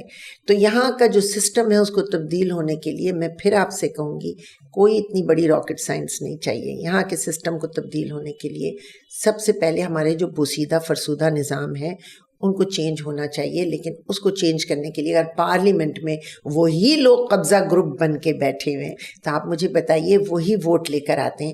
مجھے یاد ہے برسات کے دنوں میں سیلاب آ گیا اور ہم MNA تھے. اب ہماری پارٹی کام کے معاملے میں بہت ڈیمانڈنگ تھی جب تک میں تھی اس میں عہدے پر. تو فون آ گیا کہ جی پہنچ جائیں, وہاں لاڑکانہ سے پہلے ایک جگہ ہے اور وہ ڈوب رہی ہے اور فلاں ہو رہا ہے اور یہ وہ. ہم سب پہنچ گئے, اور جو ہمارے وہ ساتھی بھائی جو کہلاتے ہیں وہ تو اپنی پتلونیں چڑھا کے جینز, اور انہوں نے کہا کہ کود جاؤ, تو کیچڑ میں اور مٹی میں, اور ہم بھی سارے وہاں بڑا کام کیا. کام کرنے کے بعد میں ان خواتین کے ساتھ بیٹھی جو وہاں بیچاریاں بیٹھی تھیں اور مرد حضرات. میں نے ان سے پوچھا کہ سنیں آپ کے علاقے کے جو MNA یا MPA ہیں تو وہ کبھی آتے ہیں؟ تو انہوں نے کہا نہیں, کوئی نہیں آتا. تو میں نے کہا اچھا, آپ کو نام پتہ ہے MNA MPA کا؟ یہ میں آپ کو بالکل ٹرو بات بتا رہی ہوں. تو انہوں نے کہا کہ نہیں, نام تو نہیں پتا ہے. تو میں نے کہا آپ نے ووٹ کسے ڈالا تھا؟ کہنے لگے وہ ووٹ تو ہم ڈال دیتے ہیں نا, ہم تو اپنے اس کو سردار کو ہی ووٹ ڈالتے ہیں نا. ووٹ ڈالا ہے انہوں نے, لیکن انہیں نہ نام پتا تھا, نہ انہیں پتا تھا وہاں کوئی بندہ آتا ہے یا نہیں آتا. تو ایسے علاقوں میں, اور میں یہ نہیں کہوں گی سارے ہی ایسے ہیں, ظاہر ہے بہت سے لوگ بہت سارے کام بھی کرتے ہیں, جواب دہی ہوتی ہے ان کی. وہ لوگ اپنے علاقے میں دوبارہ ووٹ لینے جانا ہوتا ہے, آسان نہیں ہے. تو دیہی علاقوں میں شہری علاقوں میں بڑا فرق ہے اس سلسلے میں, کہ یہاں تو سوال ہو جاتا ہے, یہاں تو لوگ کھڑے ہو جاتے ہیں, پوچھتے ہیں آپ سے کہ آپ نے ایسا کیوں نہیں کیا. مجھے یاد ہے میں ایک زمانے میں جب لائٹ چلی گئی تھی اور بہت گھنٹوں لائٹ نہیں آتی تھی, اب تو الحمدللہ ڈیفنس میں لائٹ نہیں جاتی, بہت مطلب 2 دن لائٹ نہیں ہے. تو میرے پاس گھر پہ رات کے کوئی 2 بجے کے قریب میرے چوکیدار نے مجھے فون کیا کہ میڈم کچھ 15-20 گاڑیاں آئی ہیں, لوگ آئے ہیں, وہ کہہ رہے ہیں MNA کیسے سو رہی ہیں, ہمارے گھر میں لائٹ نہیں ہے. اس نے کہا ہمارے بھی گھر میں لائٹ نہیں ہے. تو ان کا لیکن انہوں نے اٹھاؤ, ان سے کہو ہمارے گھر میں لائٹ نہیں ہے. انہوں نے مجھے فون کیا نیچے سے جب چوکیدار نے, تو میں نے کہا اچھا. ہمارا ایک پورا سسٹم تھا پارٹی کا, سیکٹرز, اور سیکٹرز جاگ رہے ہوتے. سیکٹر رات کو سو نہیں سکتا تھا, 2 کر کے ڈیوٹی لگتی تھی. یہ ایک سسٹم تھا, یہ تو ماننا پڑے گا. تو میں نے فون کیا اپنے سیکٹر کو, میں نے کہا کہ بھائی میرے گھر کے باہر کچھ گاڑیاں ہیں. باجی 2 منٹ آپ باہر مت آئیے گا. 5-10 منٹ لگے ہوں گے, 10-15 اسکوٹرز پہ ہمارے ساتھی آ گئے. انہوں نے آ کے ان سے پوچھا, تو انہوں نے کہا کہ بھئی دیکھیں MNA کا یہ کام نہیں ہوتا ہے, یہ تو ہوتا ہے آپ کے کاؤنسلرز کا کام ہوتا ہے, ٹھیک ہے نا, اس علاقے کے چیئرمین کا کام ہوتا ہے. آپ ہمیں بتائیں کون سی جگہ ہے کیا نہیں ہے. باجی نے ہمیں بتا دیا, ہم اب آپ کے ساتھ چلتے ہیں اور ابھی ہم اس کا مسئلہ حل کرتے ہیں. پھر ہم نے پوچھا ان سے, انہوں نے کہ آپ کو یہاں ان کا گھر کا رستہ کس نے بتایا؟ تو پتہ چلا ایک اور ایم این اے تھے کسی اور پارٹی کے, ان کے گھر جب یہ لوگ گئے تو انہوں نے کہا بھائی آپ کے علاقے کی تو وہ ایم این اے ہیں, میں تمہیں پتہ دیتا ہوں, ان کے گھر جا کے تم بلوا کرو.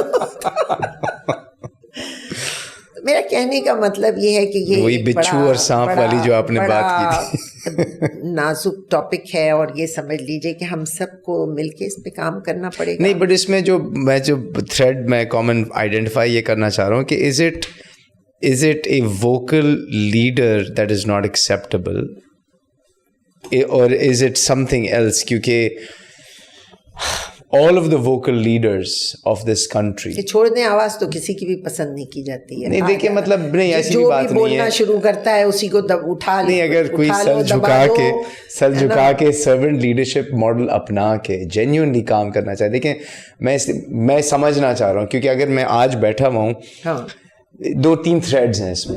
دیکھیں دنیا کہاں جا رہی ہے, let's take a step back. ہم تو اسی چیزوں میں پھنسے رہتے ہیں نا کہ ہم کل بجلی, پانی, گیس, یہ وہ. دنیا ابھی آ رہی ہے سپر انٹیلیجنس پہ, نیورل نیٹورکس پہ, ٹھیک ہے نا. انٹیلیجنس لیول دنیا میں you will be able to plug into a network and access. عرصے کے بعد انسانوں سے رابطہ ہی ختم ہو جائے گا. اب اچھا, اس کے ساتھ ساتھ لانجیوٹی پہ کام ہو رہا ہے, زندگی بڑھانے پہ. تو 120-130 سال تک انسان رہ سکے گا, ناٹ کہ بھائی آپ فالج بیٹھ کے بستر میں رہ رہے ہیں. اور یہ ہو بھی جائے گا. تو جب آپ جن چیزوں پہ کام ہوا ہے وہ ہوئے ہیں. بالکل. تو اب میں یہ کہہ رہا ہوں کہ اگر انسان کی زندگی بڑھ جائے گی, آپ کے پاس انٹیلیجنس کا ایکسیس بڑھ جائے گا, دس از گلوبلی, تو اگر وہ چیزوں کا امپیکٹ پاکستان پہ آنا ہے تو Pakistan, where is Pakistan in the next 50-70 years? Because for people of my age, we need to plan.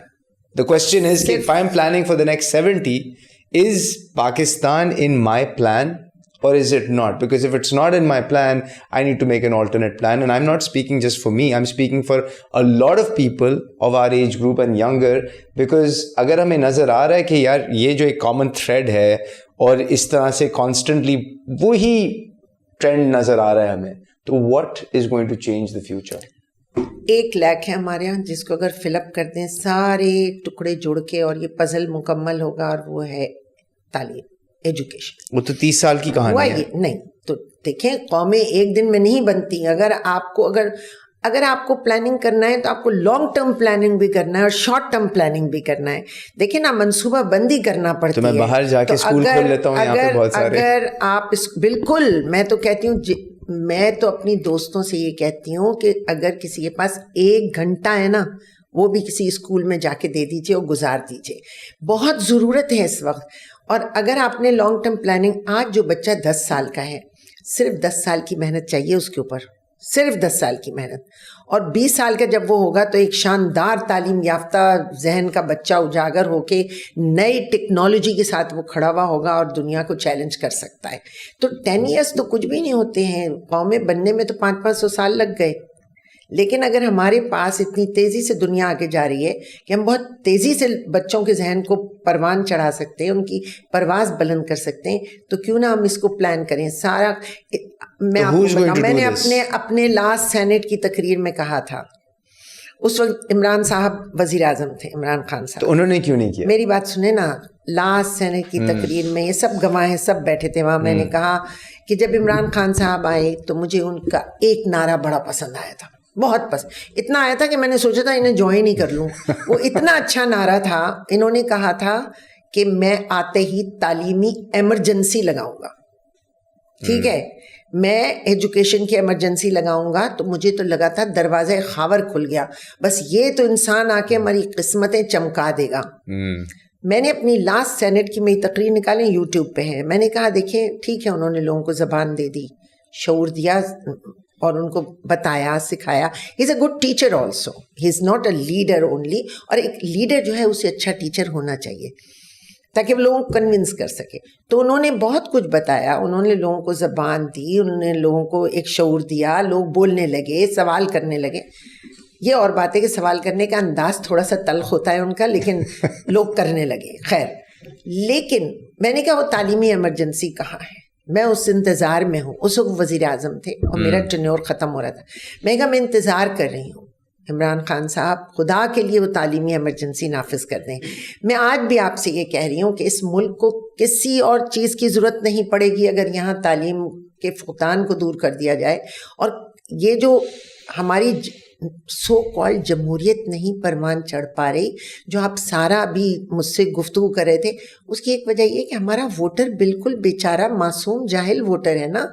98% جو ہمارا ووٹر ہے وہ دباؤ کا شکار ہے, وہ بے بسی میں ہے, وہ پریشر میں ہے, وہ اس کے پاس پیسے نہیں ہیں, اس کے پاس علم نہیں ہے, اس کو پتہ ہی نہیں ہے ووٹ کی اہمیت کیا ہے.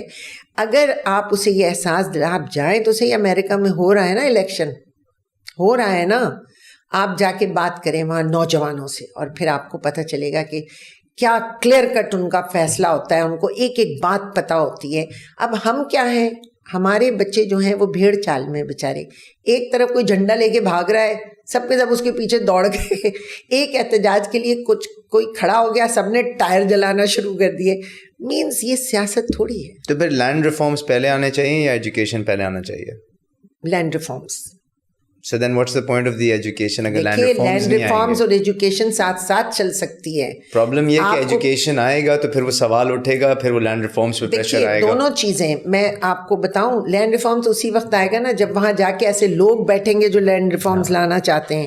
تو وہ لوگ کہاں ہیں اس وقت؟ عمران خان کو نہیں آ سکتے ہیں, بالکل کر سکتے تھے. Because he had no stake. کیوں نہیں کیا؟ میں تو کہتی ہوں مشرف صاحب کر سکتے تھے. Actually he was the ideal. He was the ideal person. اور ان سے میں نے شکایت بھی کی تھی ایک دفعہ, میں کہا مشرف صاحب why didn't he do it? یہ دکھ ہے. انہوں نے خود مجھ سے یہ کہا تھا, میں آپ کو بتا رہی ہوں کہ مجھے اپنے ایک دو کام نہ کرنے کا بہت افسوس ہے, بس یہ کہا تھا. میں نے بھی نہیں پوچھا وہ دو کام کون ہیں, اسی سوال پہ پوچھا تھا میں نے ان سے کہ بھائی لینڈ ریفارمز کیوں, یعنی مجھے ایک دو کام نہ کرنے پر افسوس ہے.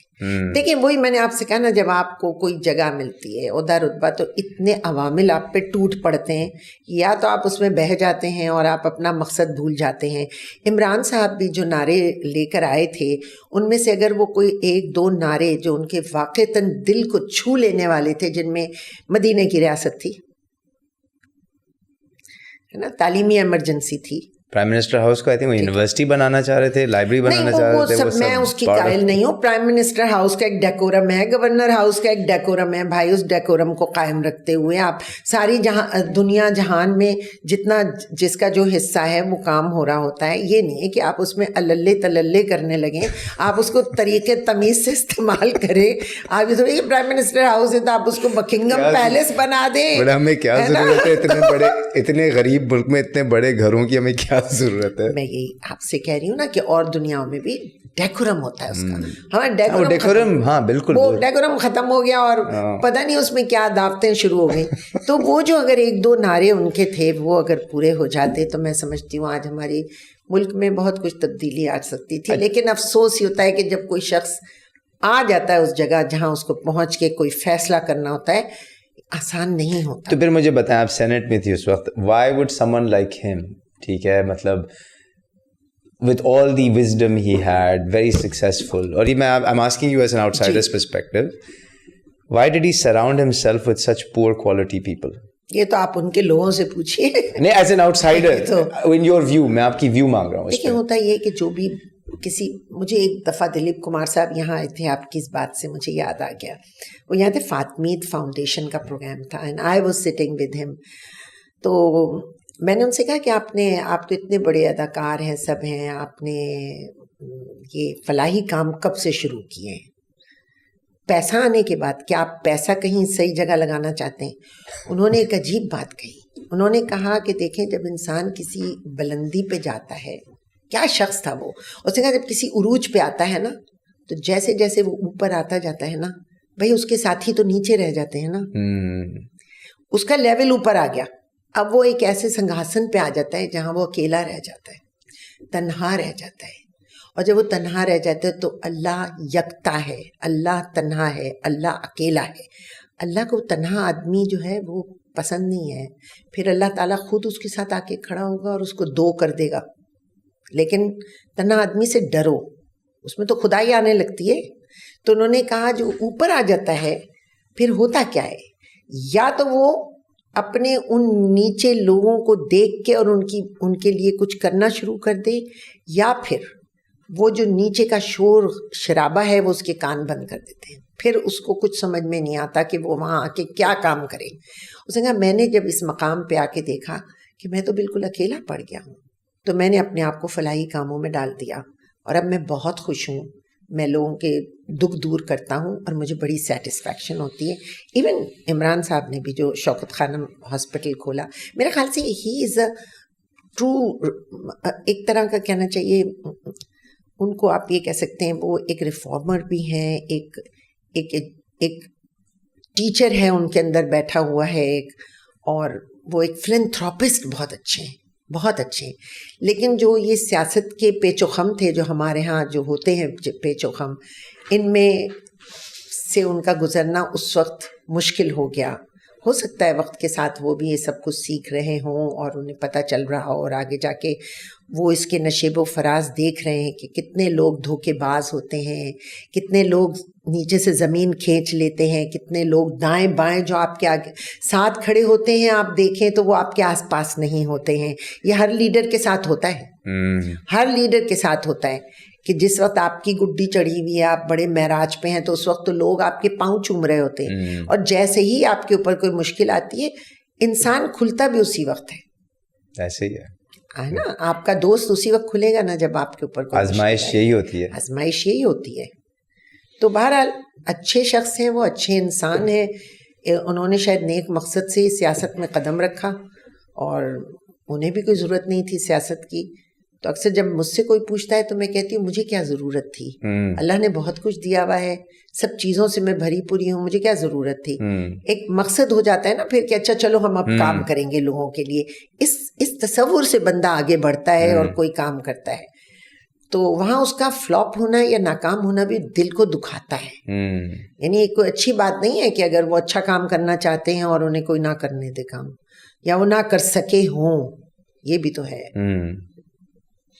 اس میں بہت سے عوامل شامل ہوتے ہیں, اس میں انسان کا اپنا اتنا قصور نہیں ہوتا جتنے ان کے آس پاس جو لوگ ہوتے ہیں, کیونکہ وہ اتنا اس وقت اچھی باتیں سن رہے ہوتے ہیں کہ انہیں کوئی برا کام نظر نہیں آ رہا ہوتا ہے. یہ بھی ہے. ہاں, دنیا بھر میں اس کا جو the most interesting part of any podcast is usually after its 40th minute, جب کانورسیشن کھل جاتی ہے, اور TV can never capture that. نہیں اس کے پاس ٹائم ہی نہیں ہے. سو جو بکا ہوا ہے ایگزیکٹلی, تو جو پوڈ کاسٹ, اچھا پوڈ کاسٹ کا آڈینس کون ہے؟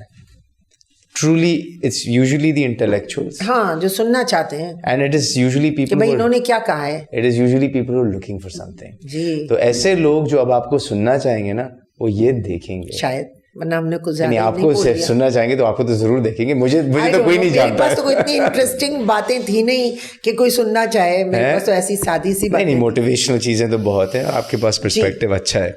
تو میں جو ایک چیز پہ میں ٹچ کرنا چاہ رہا ہوں, ایک تھوڑا سا افسوس ہوتا ہے اس ٹاپک کو چھیڑ کے, وہ ہے ہاکی.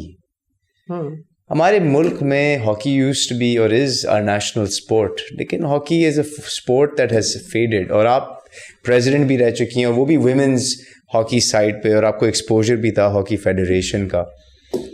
از اٹ ٹائم کہ پاکستان کا نیشنل اسپورٹ کو چینج کر دیا جائے ٹو کرکٹ؟ اچھا سوال آپ نے پوچھ لیا, کیونکہ میرے دل کے بہت قریب ہے یہ بات, کیونکہ ہم اس ایرا کے لوگ ہیں جس وقت کے اولمپکس جیت رہا تھا پاکستان. ہم نے وہ وقت بہت خوبصورت والا دیکھا ہے, ورلڈ کپ جیت رہا ہے, اولمپکس کے میدان میں میڈلز حاصل کر رہے ہیں. تو اسی لیے شاید ہمارے اندر ایک فخریہ کیفیت ہے پاکستان کے لیے.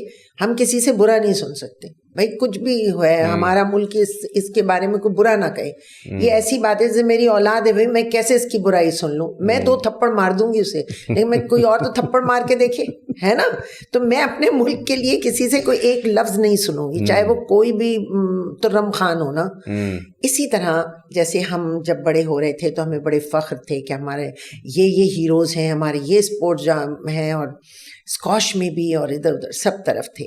آہستہ آہستہ وہ بھی سارا سیاست کی نظر ہوا, لوگ ایسے ایسے ان کے عہدوں پر آ کر بیٹھے کہ جن کا تعلق نہیں تھا ان جگہوں سے, یا انہوں نے کبھی کوئی تعلیمی میدان میں ان چیزوں کے اوپر کوئی توجہ نہیں دی تھی یا کام نہیں کیا تھا.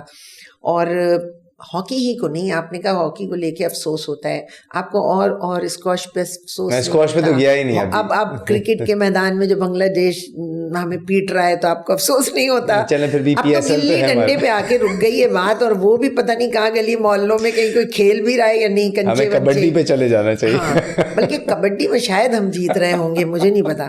تو کہنے کا مطلب یہ کہ آپ کہاں کہاں افسوس کریں گے, کہاں کہاں آپ دل پہ ہاتھ رکھ کے روئیں گے. ہم نے بہت چیزیں کھو دیں جو ہمیں ملی تھیں, اور قومیں جو وجہ کیا اپنی میں نے کہا نا تعلیمی معیار گرتا ہے. تعلیم کے علاوہ کیا آرگنائزیشنل؟ نہ دیکھیں, جب ہم آئے تھے اس ملک کو ہم نے حاصل کیا تھا, جیبوں میں کچھ نہیں تھا, یہاں دماغ بھرے ہوئے تھے, ہم علم سے لبریز لوگ تھے جو اس ملک کو حاصل کرنے کے بعد یہاں آ کے بیٹھے تھے. تو وہ جو ایک نسل تھی, اس نے جو ایک نسل پیدا کی وہ تو فلرش کر گئی, لیکن اس کے بعد والی جو نسل تھی ان کے پاس تعلیم کا فقدان ہوتا چلا گیا. اور دیکھیے تعلیم اور علم میں بڑا فرق ہے. تعلیم تو حاصل کر رہے ہیں, ابھی بھی اے لیول ہو رہا ہے, او لیول ہو رہا ہے, میٹرک ہو رہا ہے سب, لیکن علم جو ہوتا ہے وہ ایک بھرپور کیفیت ہوتی ہے, اس کی کمی ہوئی ہے.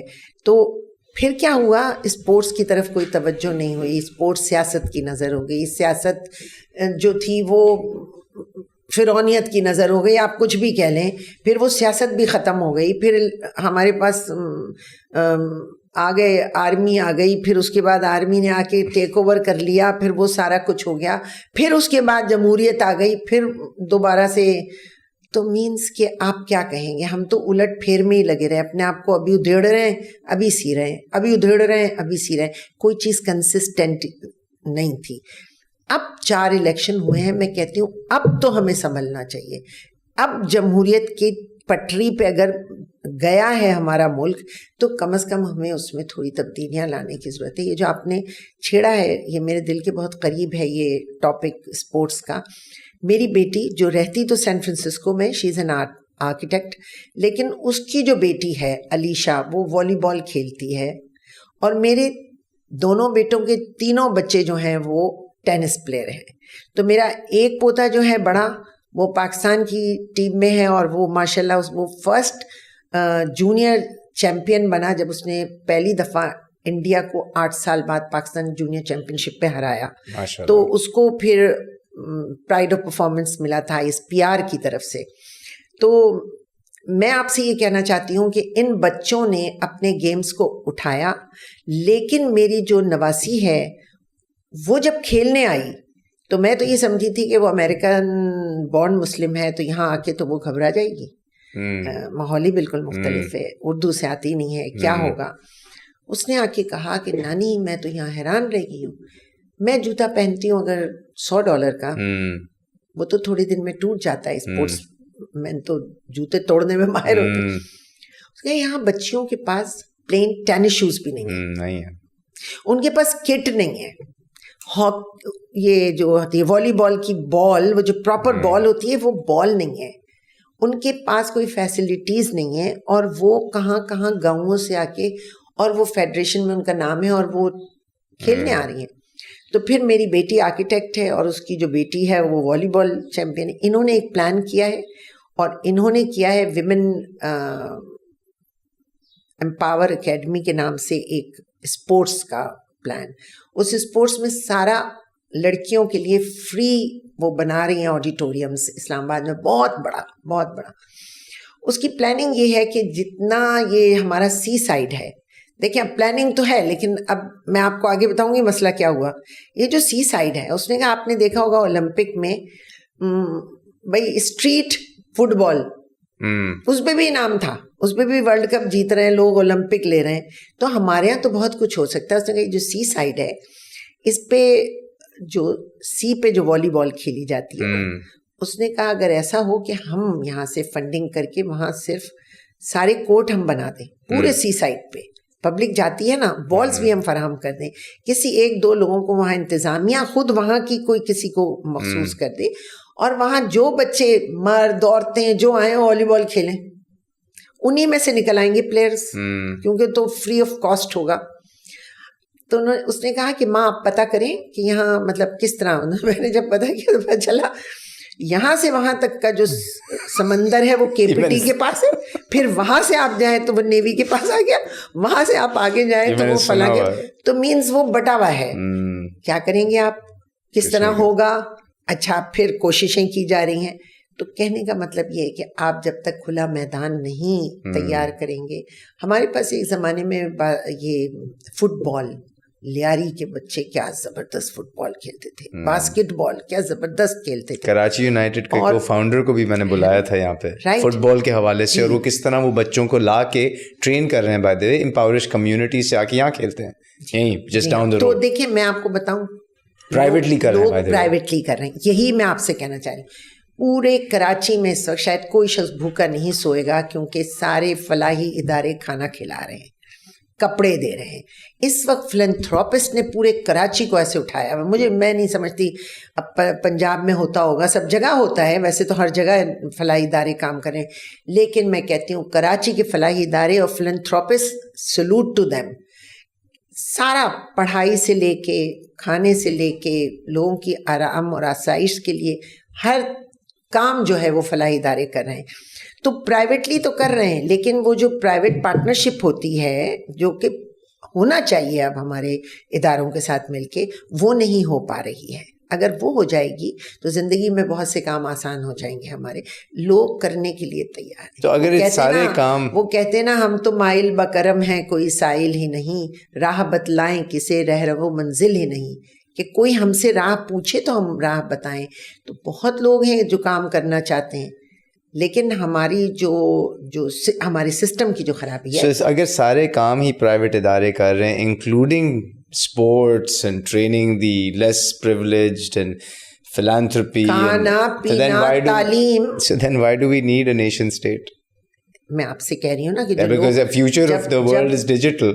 اگر ہم ڈیجیٹل نیٹیوز ہوں گے اور ہماری لائف ایکسٹینشن ہوگی, اور یہ جس طرح سے چیزیں پوٹینشیل ڈیولپ ہوں گی, فیوچر میں سب ختم بھی ہو جائے گا. یہ بھی میں آپ کو بتا, نیشن اسٹیٹ کی تو پھر ضرورت ہی نہیں ہے نا. پتہ نہیں آپ کا بچہ یا اس کا بچہ یا اس کا بچہ کیا دیکھنے والا ہے. میں نہیں سمجھتا کہ countries will exist in its existing form. ختم ہو جائیں گی. ہاں بالکل ایسے ہی ہے. یہ تو زندگی جو اگر آپ پڑھنا شروع کریں اس کو, کہ آگے جا کے زندگی کس طرف جا رہی ہے, اور کیا ایلینز ہوں گے یہاں یا انسان ہوں گے یہاں, یا وہ انسان they look like انسان, they behave like aliens. ہاں, یہاں تو تھیوریز بدل گئی ہیں, ڈارون کی تھیوری بدلتی چلی جا رہی ہے. لوگ کہتے ہیں نہیں یہ کوئی بندر سے انسان نہیں بنے, تو کہیں اور سے آ گئے تھے, وہ ستارہ تھا وہاں سے اتر آئے تھے. آپ لوگ کہتے ہیں کہ مصر میں جا کے دیکھیں نا, آپ بتائیں ایجپٹ میں کیسے بن گیا وہ, اور اس کے جو کنارے ہیں وہ ہر جگہ جہاں کہیں پیرامڈ ہے اس سے مل رہے ہیں, اور وہ کہیں اور مل رہا ہے, وہاں بھی اسی قسم کی روحیں اور لوگ بیٹھے, اور کیا ہے یہ. سو دنیا کسی اور طرف جا رہی ہے, لیکن اس میں ٹائم لگے گا. ان سب چیزوں میں صدیاں گزر جاتی ہیں. ہمیں اگر آج اپنے آپ کو بہتر کرنا اور ہمیں آج اپنے آپ کو سنبھالنا ہے, تو میں صرف یہ کہوں گی کہ ہم سب کو بس یہ سوچنا چاہیے, ہمیں اللہ تعالیٰ نے انسان اور اشرف المخلوقات بنا کے بھیج دیا ہے.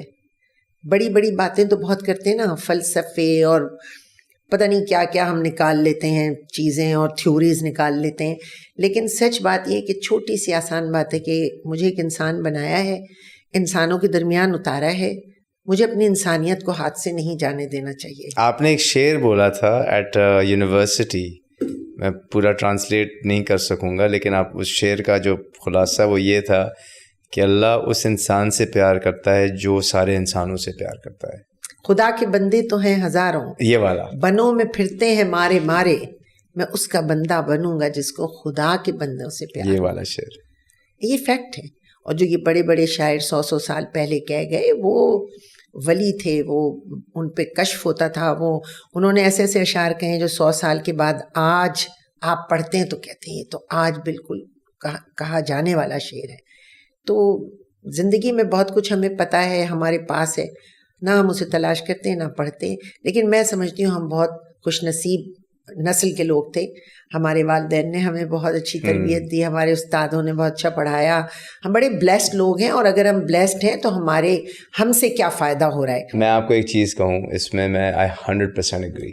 یہ جو لاجک ہے نا کہ انسان ایک کانڈویٹ ہے, اگر آپ جتنا کمائیں گے اور آپ اتنا شیئر کریں گے اتنا ہی زیادہ آپ کمائیں گے. اور میں ایک پرسنل ایکسپیرینس بتا رہا ہوں, جب سے میں نے شروع کیا تھا یہ آپ نے پوچھا نا کیوں شروع کیا تم نے, میں نے ایسے ہی شروع کیا تھا کووڈ میں, کیا نالج ایکوائر کرتے ہیں اور پاس اٹ آن. جب سے میں نے کیا ہے میری desire to read has increased.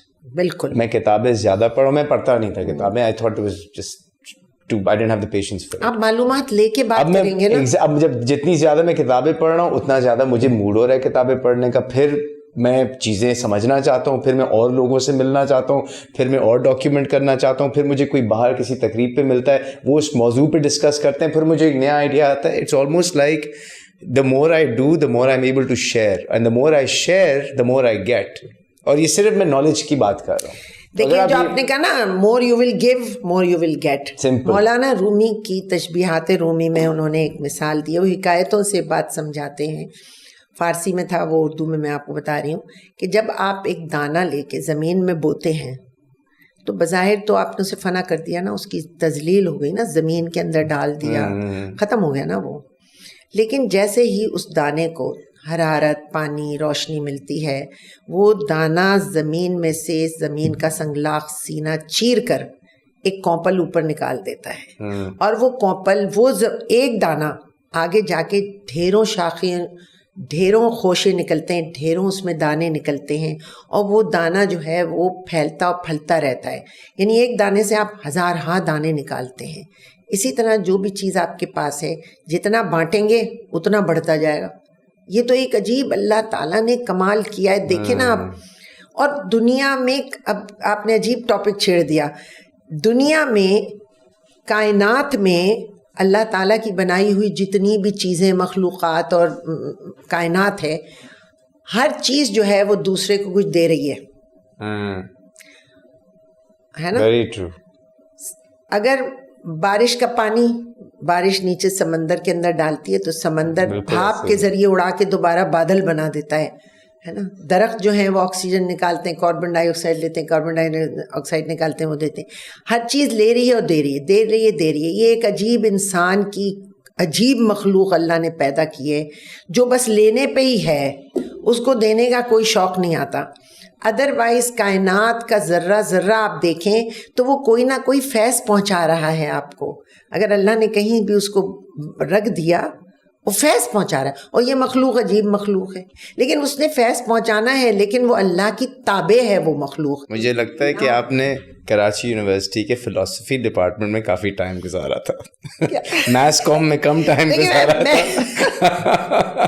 میں ماس کمیونیکیشن میں داخل ہوئی تو اس وقت میں نے بی اے میں سائیکالوجی میں ٹاپ کیا تھا یونیورسٹی میں. میں نے بھی سائیکالوجی بھی پڑھا ہے آپ کی طرح. اچھا, تو اسی لیے میں سمجھتی ہوں میرے لیے بہت اچھا ہوا, میں نے سائنس پڑھی, سائیکالوجی پڑھی, ماس کمیونیکیشن پڑھا. اور یہ جو فلسفی کا آپ نے مجھے بتایا, میں اس پہ ایک قصہ آپ کو سنا دوں کہ ہوا یہ کہ جب میں گئی تو وہاں پہلی دفعہ ماس کمیونیکیشن ڈپارٹمنٹ کھلا تھا, پہلی دفعہ شروع ہوا تھا. تو مجھ سے پوچھا بھی, میرے جو شریف المجاہد میرے ڈین آف دا ڈپارٹمنٹ تھے, انہوں نے پوچھا کہ بھائی آپ نے تو اتنا فرسٹ ڈویژنر ہیں, آپ کی پڑھنے کیوں آئی ہیں؟ میرا شوق ہے, بڑا جذبہ تھا, پروین شاکر سے دوستی, وہ ہمارے ساتھ, بھائی ہم رسالہ نکالیں گے سیب جیسا اور فنون جیسا, اور اخبار, جنگ اخبار جیسا اخبار نکالیں گے, اور بڑا شوق تھا. تو میں نے کہا اس وقت ہم یہ کرنا چاہتے ہیں. ان کا اچھا ٹھیک ہے. تو مجھے یاد ہے کہ ایک دفعہ ڈاکٹر منظور احمد فلسفی ڈپارٹمنٹ کے وہ ہیڈ تھے, وہ آئے ہمارے اس میں ڈپارٹمنٹ میں. تو انہوں نے مجھے دیکھا, ڈبیٹر تھی میں, پہچانتے تھے, جانتے تھے کہ یہ اچھی ڈبیٹر ہے کراچی کی. انہوں نے مجھ سے کہا بی بی تم نے کیا لے لیا یہ سبجیکٹ؟ میں نے کہا بھائی مجھے تو صحافت کا بڑا شوق ہے. تو کہنے لگے نہیں دیکھو, صحافت جو ہے نا وہ کرنے کی چیز ہے اور فلسفہ پڑھنے کی چیز ہے. تو میرے ڈپارٹمنٹ میں داخلہ لو, فلسفہ پڑھو. تو آپ یقین کریں اکثر یہ ہوتا تھا کہ میں جا کے اور ڈاکٹر منظور احمد کی کلاس میں بیٹھ جاتی تھی آرام سے. مجھے نکالتے بھی نہیں تھے کلاس سے. گئی اور بیٹھی ہوں, ان کا لیکچر سن رہی ہوں. کیا پرسنالٹی, کیا ان کا بولنا. ہم تو ان کے مطلب مریدوں میں سے تھے, مطلب ان لوگوں نے ہمیں بہت سکھایا, بتایا. ان کا چلنا پھر دیکھیے, قابل آدمی جو ہوتا ہے نا اور عالم آدمی, آج میں آپ سے ایک بات کہنا چاہتی ہوں. عالم آدمی اور قابل آدمی جو ہے نا, اس کی نشست اور برخاست سے بھی آپ سیکھ لیتے ہیں, اس کے گفتگو کے انداز سے بھی آپ سیکھ لیتے ہیں. آپ اس کی بات سے ہی نہیں سیکھتے کہ وہ کوئی بڑا علم جھاڑ رہا ہے. وہ جس طرح آپ کو دیکھ رہا ہے آپ اس سے سیکھ لیتے ہیں. تو میں یہ کہوں گی جیسے میرے والد علی گیرین تھے, وہ جس نشست سے بیٹھتے تھے نا لگتا تھا یہ علی گیرین بیٹھا ہے, رائٹ. تو میں نے وہاں فلسفہ بہت پڑھا. پھر میری امی مولانا رومی کی بڑی عاشق تھی, انہوں نے مجھے مولانا رومی بہت پڑھائے. اور یہ چیزیں جو ہیں یہ آپ کو علم دیتی ہیں, آپ کے اندر کی پرسنالٹی کو بھرا پورا کرتی ہیں, اور آپ بڑے مطمئن ہو جاتے ہیں. میں بڑی مطمئن ہوں. Any regrets? الحمدللہ ریگریٹ تو نہیں کہہ سکتے, لیکن آپ بہت سے ارمان آنسوؤں میں ڈل گئے. ایسی کوئی چیز اخبار ہی نہیں نکال سکی. ہاں وہی چلیں اخبار نکال. اچھا ہوا کیا کہ وہاں سے اٹھی تو میڈیا آ گیا سامنے, تو پھر میں یہ بھی ابلاغ عامہ کا یہ ایک تھا کہ میں پھر کوئی 30-35 سال میں میڈیا سے وابستہ رہی, تو وہ پھر میں اس طرف آ گئی, یعنی لکھنے سے زیادہ بولنا شروع کر دیا نا. تو ابھی تک ہے کہ کتابیں لکھنا ہے, کتابیں لکھ بھی رہی ہوں, کمپلیٹ نہیں ہو پا رہی ہیں مصروفیت کی وجہ سے. تو مجھے لکھنے کا بہت شوق ہے, ارمان ہے. اور ایک اور میرا ارمان ہے کہ میں کسٹم میڈ اسکول مجھے بنانا ہے, جس کے لیے ظاہر ہے اس وقت میرے پاس اتنی استطاعت نہیں ہے. میں 26 سال سے ایک اسکول رن کر رہی ہوں جس میں کیریکٹر بلڈنگ خصوصی طور پہ, بچوں کی گرومنگ اور ان کی جو ڈے ٹو ڈے لائف ہے اس کے اوپر میں کام کرتی ہوں. یعنی عام جو آکسفورڈ یونیورسٹی پریس کی بکس پڑھا رہی ہوں سب انگلش میڈیم 8 تک, اور اس کے بعد 9th-10th میٹرک ہے, لیکن میں ان کی پرسنالٹی کو, ابھی میں نے آرٹس اور سائنس کی 3 دن جو میں آپ سے معذرت کر رہی تھی, 4 دن میں آرٹس اور سائنس کی ایگزیبیشن کر رہی تھی تاکہ بچوں کی سکلز ڈیولپ ہوں, ان کی کریٹیوٹی باہر آئے, اور بچوں نے کمال کیا. اور میں نے آج پیرنٹس بلائے تھے, ان سے میں نے کہا دیکھیں میں نے کیوں, یہ میرا برین چائلڈ تھا کہ ایک آرٹس اینڈ سائنس ایگزیبیشن ہو. میں چاہتی تھی گھر میں بانڈنگ ہو. اب جو پروجیکٹ بھی بنا بچوں نے کہا یہ میری امی کے ساتھ میں نے بنایا ہے, یہ بہن کے ساتھ, یہ بھائی کے ساتھ, یہ ابا کے ساتھ. آپ کی بانڈنگ ہوئی. پھر اسکول میں ٹیچرس کے ساتھ بیٹھ کے جب انہوں نے جوائنٹ پروجیکٹ بنایا تو اس میں ان کا ٹیم ورک سامنے آیا. Am I right? So میرا دل ہے میں کسٹم میڈ اسکول بنا سکوں اپنی زندگی میں. انشاءاللہ اللہ تعالیٰ وہ بھی ارمان پورا کر دے گا. آپ کی انرجی لیولز تو ہاں ہیں, مجھے لگتا ہے you'll be one of the first at 1:30. 1:30 صرف ابھی تک تو وہاں 1:30 تک ہی وہ کیلکولیشن چل رہی ہے, وہ 1:30 کی. میں آپ کو ایک کتاب دوں گا, پیٹر عطیہ کی کتاب ہے, اٹس اباؤٹ لانجیوٹی. تو مجھے تو لگتا ہے وہ اسپرٹ تو آپ کی پوری ہے 100%, بس وہ کھانے پینے میں تھوڑا سا وہ خیال کرنا پڑتا ہے, اور وہ ایکسرسائز کا ایک رجیم ہے. اچھا اس میں میں بالکل میں کانشیس نہیں ہوں, کھانے پینے میں میں کوئی احتیاط نہیں کر سکتی ہوں. تو 1:30 تک جینے کا بھی کوئی مجھے ایسا ارمان نہیں چڑھا ہوا ہے. اللہ تعالیٰ جب تک آپ کو کام کرنے کی طاقت دے اور ہمت ہو اور آپ لوگوں کے لیے کچھ کر سکیں, تو آئی ایم ویری مطلب میں بڑی مطمئن ہوں کہ جو کچھ میں کر رہی ہوں وہ نیک نیتی سے کر رہی ہوں. میں خوش ہوں الحمدللہ, اور جہاں اللہ تعالیٰ مجھے لا کے کھڑا کرتا ہے میں نیک نیتی سے کام کرتی ہوں, مخلصانہ طریقے سے کام کرتی ہوں.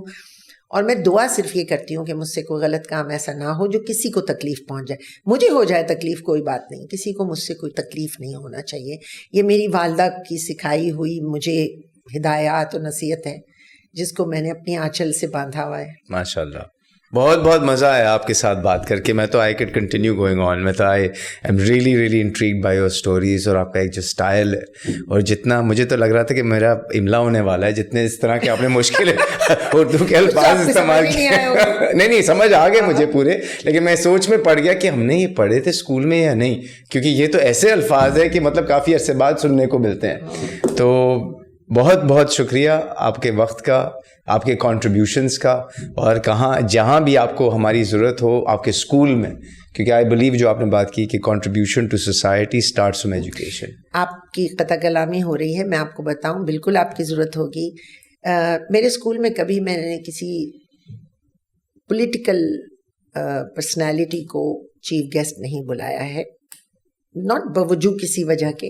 میں بلاتی ہی ایسے لوگوں کو ہوں جن کو سن کے بچے کچھ ایسی بات سیکھیں جن سے ان کے علم میں اضافہ ہو, اور میں ان کو پریکٹیکلی بتاتی رہتی ہوں. جیسے الیکشن کرواتی ہوں تو انہیں سب بتا دیتی ہوں.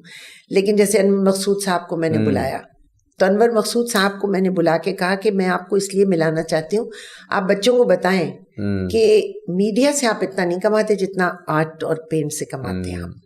جب انہوں نے بتایا کہ میری ایک ایک پینٹنگ جو لاکھوں میں بک جاتی ہے, اور میں جب آیا تھا ہجرت کر کے تو ہمارے پاس تو پینسل بھی نہیں تھی, کوئی کلر کا کاغذ واغذ کچھ نہیں تھا, تو دانت جو تھے وہ منجن کے لیے وہ کوئلہ ہوتا تھا نا, اس سے ہماری امی اور ہماری جو پاشی تھیں وہ نانی وہ اس سے دانت مانجتی تھیں.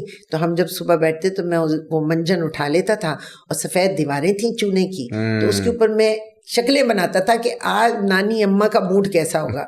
تو بشیر صاحب آئے میرے گھر, بہت بڑے آرٹسٹ, انہوں نے کہا ارے بھائی پاشی تم ان کو کوئی کاپی وغیرہ دو, کیا اس نے یہ بنایا ہے؟ تو میں نے ان سے کہا میرے پاس تو کچھ ہے ہی نہیں. تو انہوں نے پہلا پیڈ اور پہلا مجھے کلر باکس دیا تھا. تو جب انہوں نے بچوں کو یہ بتایا, آپ یقین کیجیے بہت بچوں نے یہ کہا کہ ہم آرٹسٹ بنیں گے. رائٹ. تو یہ جو استھیٹکس ہے نا, بچوں کے اندر جمالیاتی ذوق پیدا کرنے کی ضرورت ہے. جو سب سے بڑا مسئلہ جس پہ ہم نے ابھی بات نہیں کی ہے, بچے کھردرے کر دیے ہم نے. آپ سمجھ رہے نا, کھردرا تو سمجھ میں آ گیا ہوگا تھوڑا سا دے آر ویری رف. ان میں ایک نرماہٹ, میری اردو زبان بھی بہت کھردری ہے, ایک نرماہٹ. اردو زبان تو ہمیشہ سے بہت ہی نرم ہے, نرماہٹ نہیں ہے ان کے اندر, سافٹنس, کائنڈنس یہ پیدا کی جاتی ہے, ہوتی نہیں ہے, ہر بچے میں نہیں ہوتی ہے. اس کو بتایا جاتا ہے کہ آپ کس طرح آپ کائنڈ ہارٹیڈ ہوں, کیسے ہوں.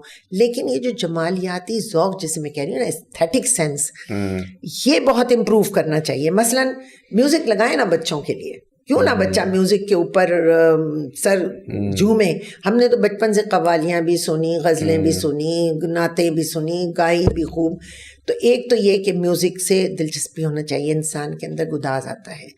دوسرے شاعری, تیسرے آرٹ, ٹھیک ہے نا, پینٹنگ.